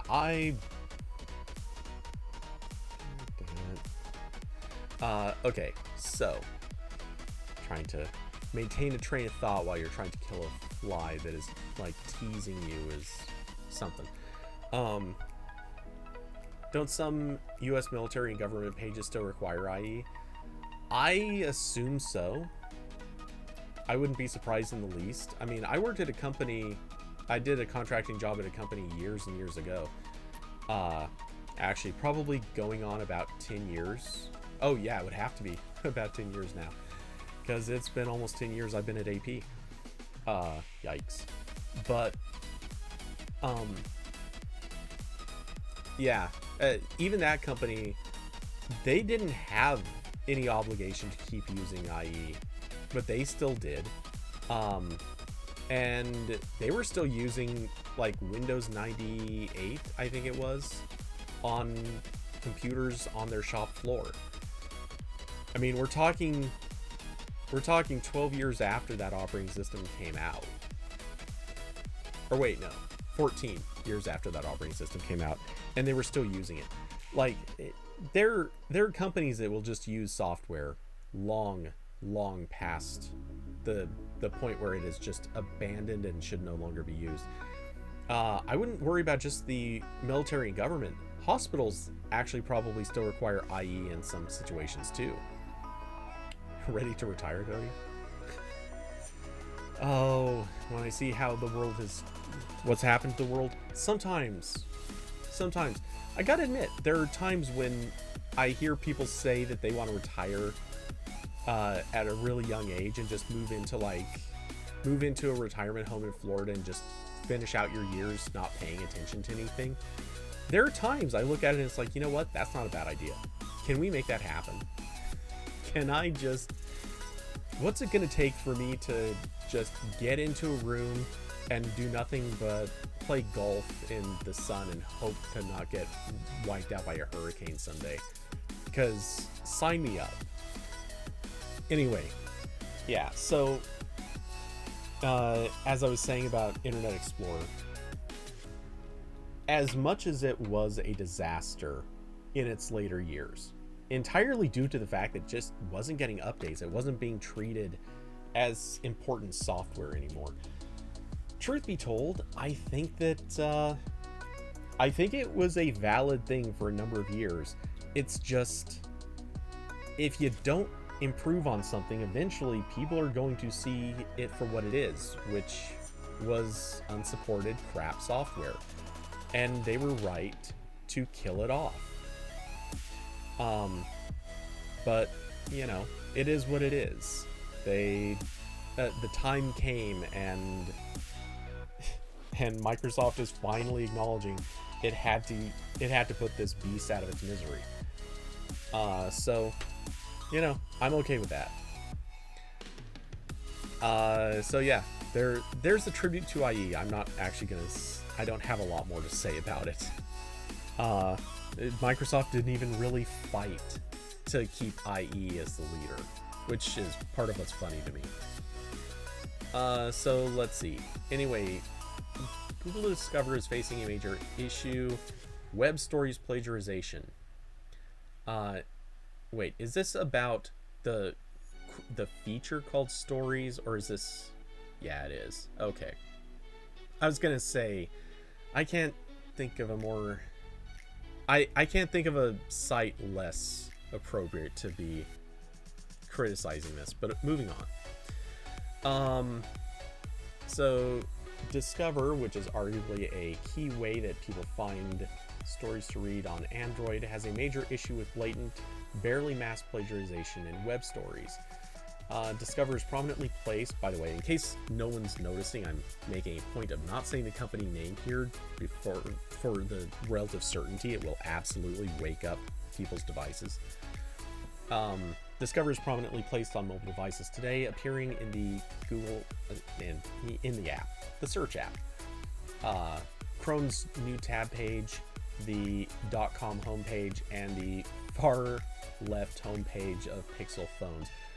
I don't know why, but well, I know exactly why. But just reading far left homepage of Pixel phones is just that is a particular group of words that are frightening together. As such, it can act as a gateway to content around the internet, including news articles, blog posts, Reddit submissions, YouTube videos, shorts, and most recently web stories. First introduced to Google Discover, damn it, when it's there, it's so hard to avoid. In October 2020, web stories are a way for web creators to craft short-form, visual-heavy narratives in a format akin to stories in Snapchat and Instagram. In the last 2 years, the company has made it increasingly easier for anyone to create their own web stories, particularly through a WordPress integration. Hold on one second, just fixing a dumb little thing that I noticed happening. One moment, maybe two, possibly three, but I'm pretty sure we won't get to three. I mean, we could, but nah, we're gonna be good with one moment. Okay. Let's see. So inevitably, that ease of use and the prominent placement of web stories in Discover has led some bad actors to abuse the system. Shocking, on this company's search engine there would be bad actors abusing the system? No way. It's not uncommon on the internet in general for some to take work that others have done, you guys would know, and claim it as their own, though these instances are typically caught by the company's algorithms and removed from the first pages of search results. However, these plagiarism protections do not appear, from an outside perspective, to currently apply to the web stories that surface in Discover. In recent weeks, we have spotted numerous egregious examples of web stories in the Discover feed that are outright copies of articles published by outlets including 9to5 Google, Android Police, and CNBC. In fact, almost every refresh of the Discover feed includes one or more plagiarized web stories. In screenshots, we see 3 examples of the problem in action. Come on. Oh, I see why. I was zoomed in, but didn't have focus on that window. Okay.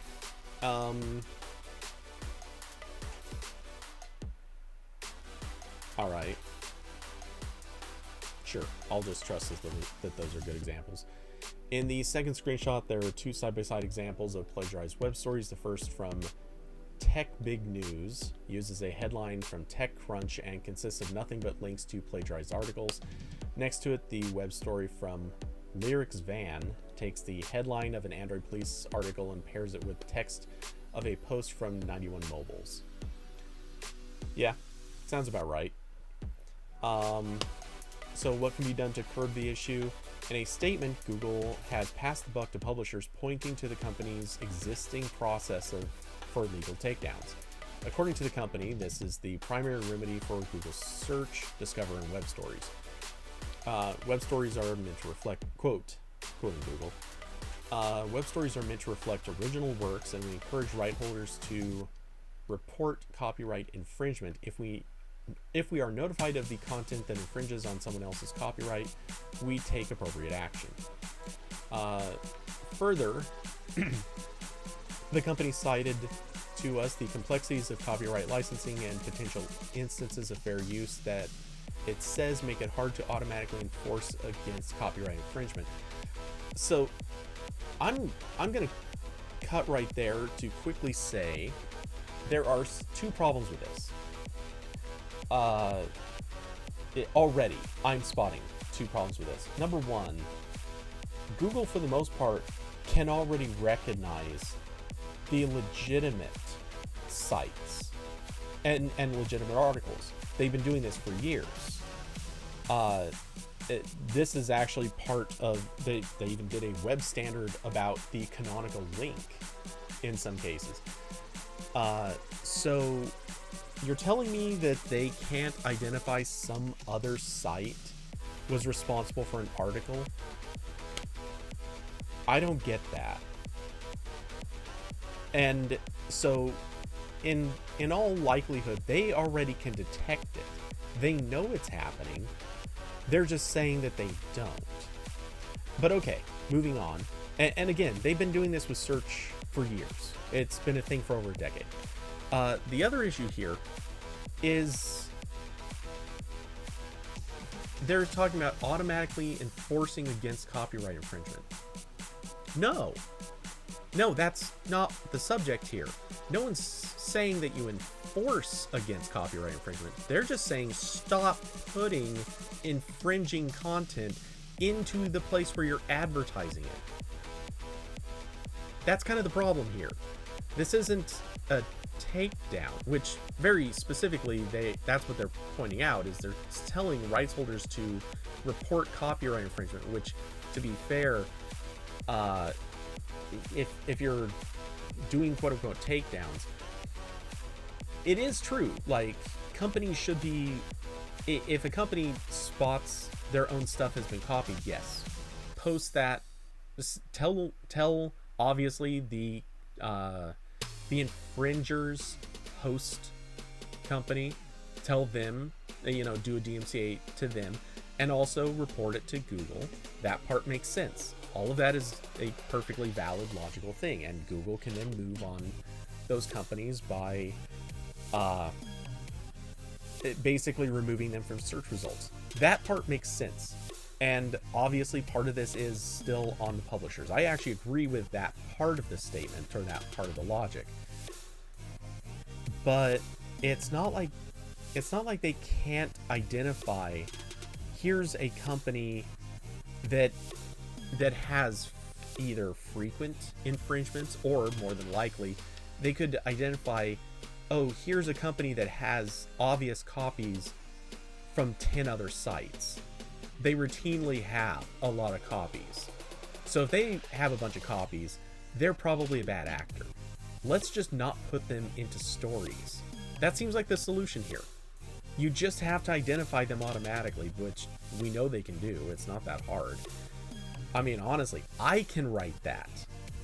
That's an easy thing. If I could sit down and write that thing, they can. Beyond that, we're told the company's, going back to reading, beyond that, we're told the company's page ranking system puts a lower value on spam or plagiarized content across search and discover, though this does not seem to prevent the stories from appearing in the web stories carousel. The situation as it stands leaves publishers solely responsible for locating and reporting instances of plagiarism of their content. The problem is there's no way to prevent a new malicious site from being created once a previous one has been taken down, leaving web creators to play a perpetual game of whack-a-mole. It's clear the responsibility for this issue falls upon Google. again, I think this is shared responsibility. Take that for what it is. But shared responsibility is still some responsibility on Google. As the company's algorithms decide what does or does not appear in each person's Discover feed, web stories should be given the same checks for blatant plagiarism as Google's search results receive, and I agree here. It's simply ridiculous that this wasn't built into the format product from day one, and that company has shown no intention to address the root of the problem. I don't think they can address the root of the problem, but they certainly could address this aspect of its relevance. So yeah. Yep, this is definitely a problem. And judging by the fact that I saw Android Police also post an article about this, and I could be wrong, but I thought I saw it on The Verge too.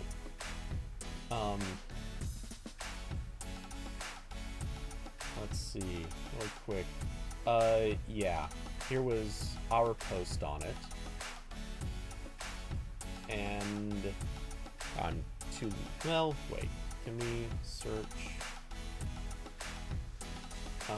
Let's see. The Verge.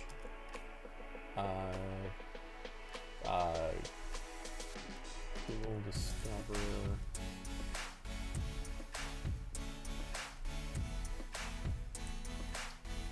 Searching for. Yeah, okay. Maybe I don't think The Verge has posted this yet, but I bet they will.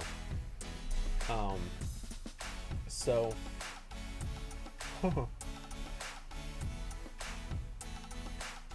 Oh, this is funny.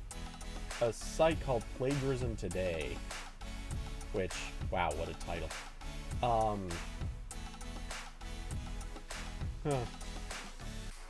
This just happened to come up, and it strikes me as sort of funny because you can tell they're probably calling out a similar issue.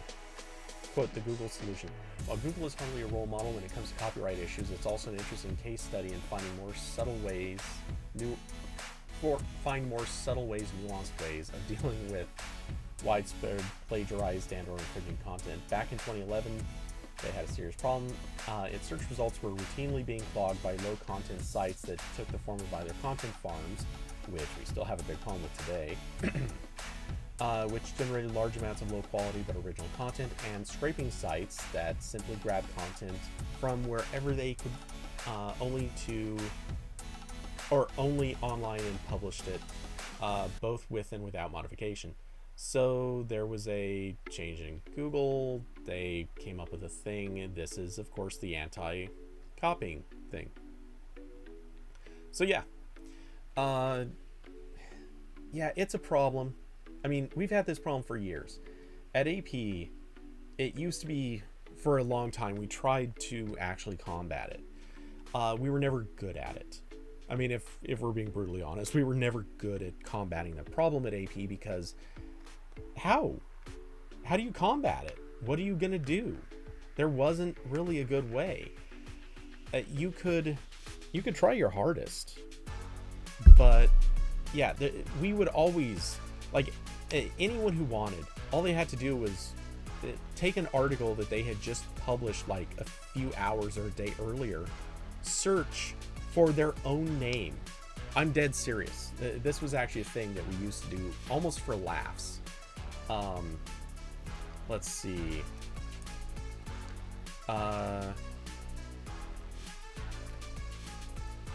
Okay.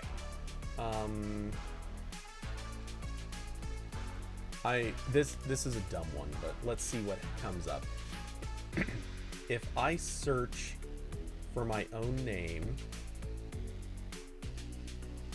and Apple is fun. Okay, so here's the search criteria. Cody Toombs, Apple fun. Pretty simple, right? And we all know what I'm referring to. It's the editorial that has my name on it. Newsbreak.com. This is probably legitimate, but let's see. Go away. No. Okay. Yeah, this is just taking the first part of the header and then linking out to it. So they're not scraping. They're just trying to build recognition by linking out to an article. So it's fine, but not the best example. Flipboard, their aggregate too. Let's see, who else is there? AP Podcast stole my article. To be fair, and I said this over the weekend, I think they recorded before my article would have been in their view.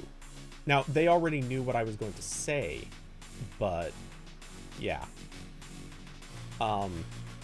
But they, yeah, I wouldn't go so far as to say that they outright stole it.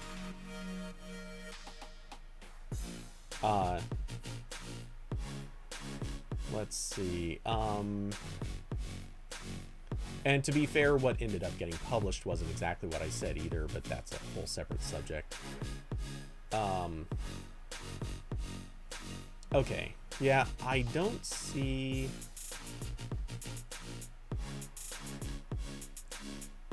any definite plagiarizing of that article. There probably are some.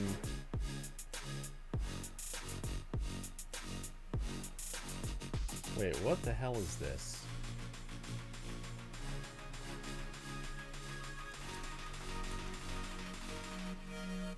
Oh, wow. Okay. That's just a random coincidence that my name came up there. Every once in a while, I see some really weird stuff that comes up attached to my name where I've seen my name actually posted on articles on other sites that I never wrote, just because, like, I guess they wanted to try to get name recognition out of it. I've seen various sites that just copied my name, the headline, and then did one of those things where they do like word replaces on the text. That one's a popular one. So it's the idea is they basically just go through whatever you wrote and replace enough words so that it looks like it's not a straight copy, but they're just like dictionary replacements. It's really cheesy, but it works well enough to confuse Google sometimes. Let's see, David asking if Austin listened. Austin can't. Yeah. That was David's hold up too. Well, thanks guys. I appreciate knowing that I am the preferred, I guess. Austin with a fiery comment at the end. I believe it. I admit I've never actually listened to Android Central's podcast. I don't know who's on there. I don't really know much about it aside from the fact that I assume it is pretty much like any other tech news site's podcasts. Correct me if I'm wrong, but I have a feeling it's pretty much the typical same routine. Because most of the sites, it's the same thing. I mean, it's not like I'm doing anything different, but it's the same routine of pick the relevant subjects of the week, do a quick recap, then discuss. It works. It is what it is.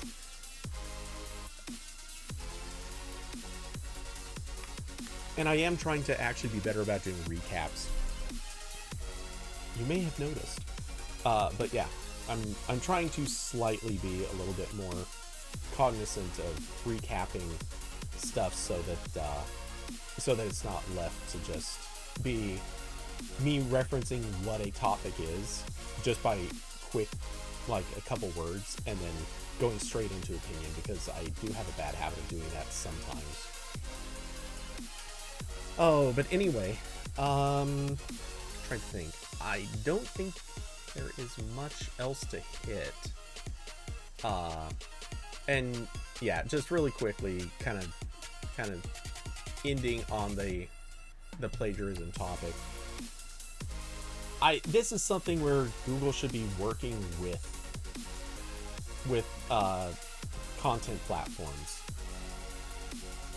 or rather the content creators, I suppose, the publishers, whatever term we're going to use for them, they should be working with them, trying to enable some degree of better handling. I mean, it kind of stands out to me that they don't implement something, sort of a hybrid of what they have with YouTube. How about creating a dashboard where all of the suspected plagiarism gets dumped onto a dashboard and people can say, oh, sure, let's look at the things that are suspected plagiarism and let's flag stuff we believe is. And then put that out to maybe some crowdsourced audience, or build like maybe a respectability index for publishers to say you are or are not doing a good job of flagging stuff. And if they are, this is very notable, then you also should have a dashboard for other publishers to say, no, we are original, we're fighting back against that. And this isn't something that has to go to the courts. At least for Google's purposes, it doesn't have to go to the courts. Google does not have to be arbiter of what stays up. They just have to be the arbiter of what goes into Discover. So build that dashboard and make it a possibility. I think that's the better strategy here. And it won't take more, honestly, it really won't take more than probably 5 to 6 months before you have a very good grasp on who are the legitimate publishers, who are the publishers that are very obviously just plagiarizing everything. And we're talking blatant plagiarizing. It's, look, as much as none of us like content mills, the fact is those aren't going away. And in fact, most of the news sites are becoming content mills of their own. So it is what it is. We have to face that fact. But blatant plagiarizing, that's an easy thing to stop. Or not stop, but it's an easy thing to identify. How about just making it so that we can knock out that? Just seems like the easy choice. I mean, we're never going to see an end to sort of the copy-paste of other people's work. And I don't mean a literal copy-paste, but sort of like copy rewrite. Hell, I mean, that's been a problem on YouTube for years. BuzzFeed is literally famous for looking for trendy topics and just remaking the same video, but obviously remade. And I mean, they literally copied. A big part of their content for a while was a straight up copy of another, this other channel that just didn't have very much recognition.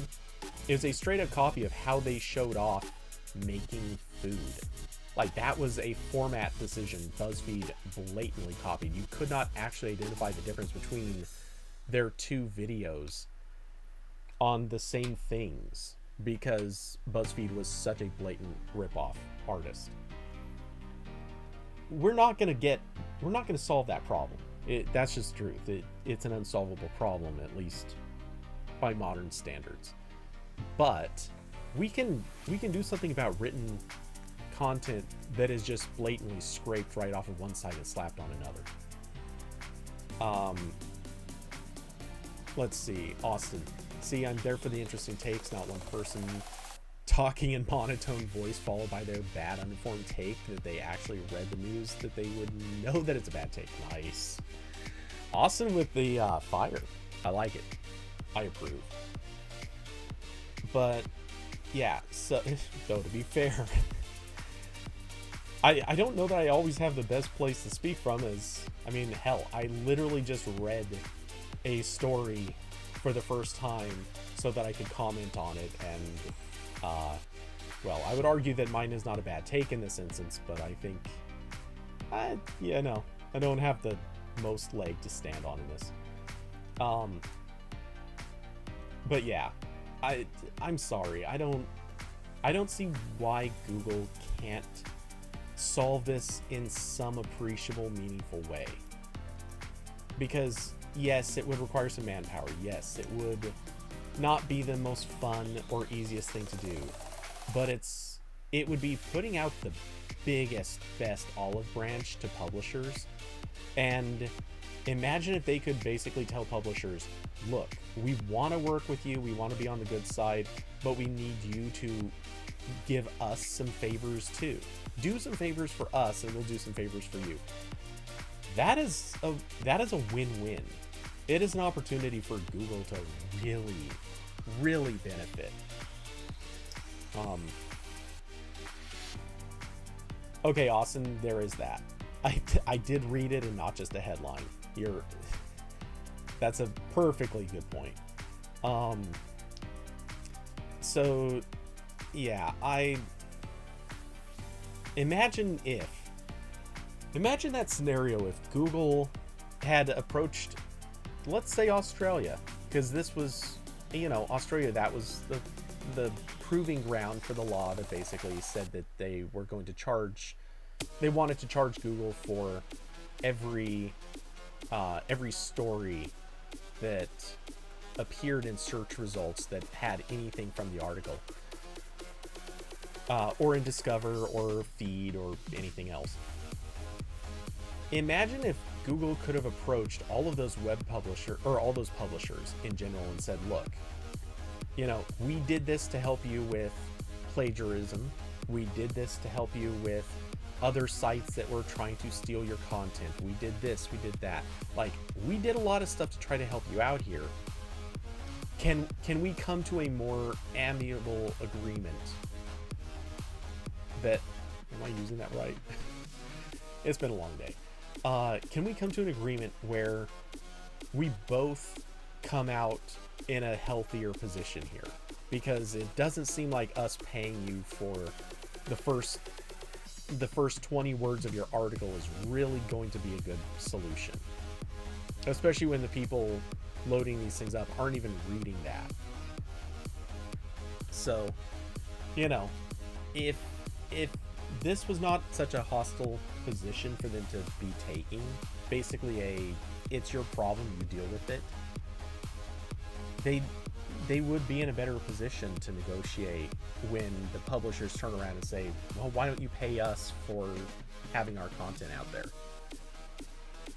Because let's be honest, this is a problem that can come back around to slap Google pretty hard if they aren't careful about it. So,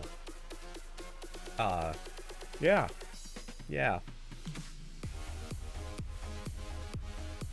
To me, this seems like a thing that has a solution. It's not the best solution. It's not a perfect solution. It's not one that's going to come back around and make everybody happy, but it's a solution that can work. But on that note, I think it's actually time to wrap. So, since I have not seen any new topics, my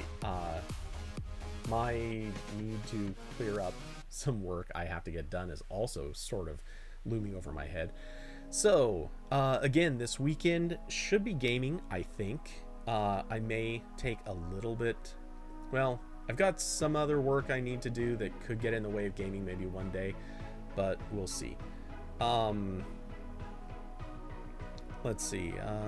You really like Jeff Jarvis's take on Google News? I'm not familiar with this.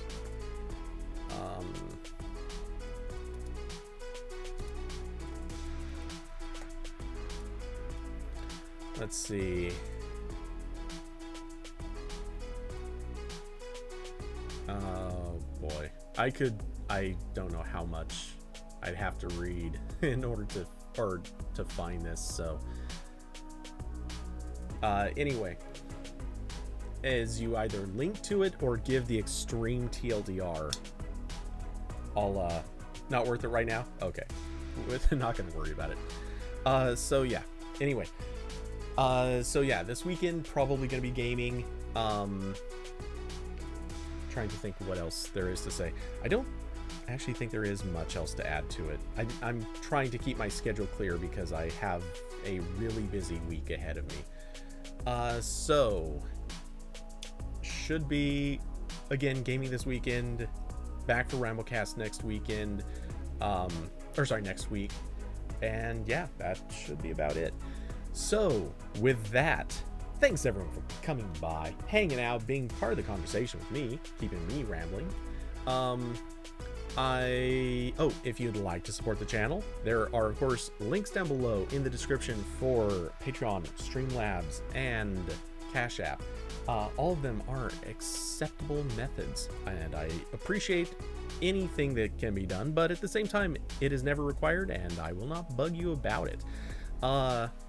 I hope everyone has a good rest of their week. I will see you fairly soon. Oh yeah, next week is Fall Guys. That's right. So yeah, it's not this weekend, but next weekend that there will probably be some Fall Guys action. At least hopefully. And with that, thanks everyone for coming by, and I will see you in the next one. Good night, everybody.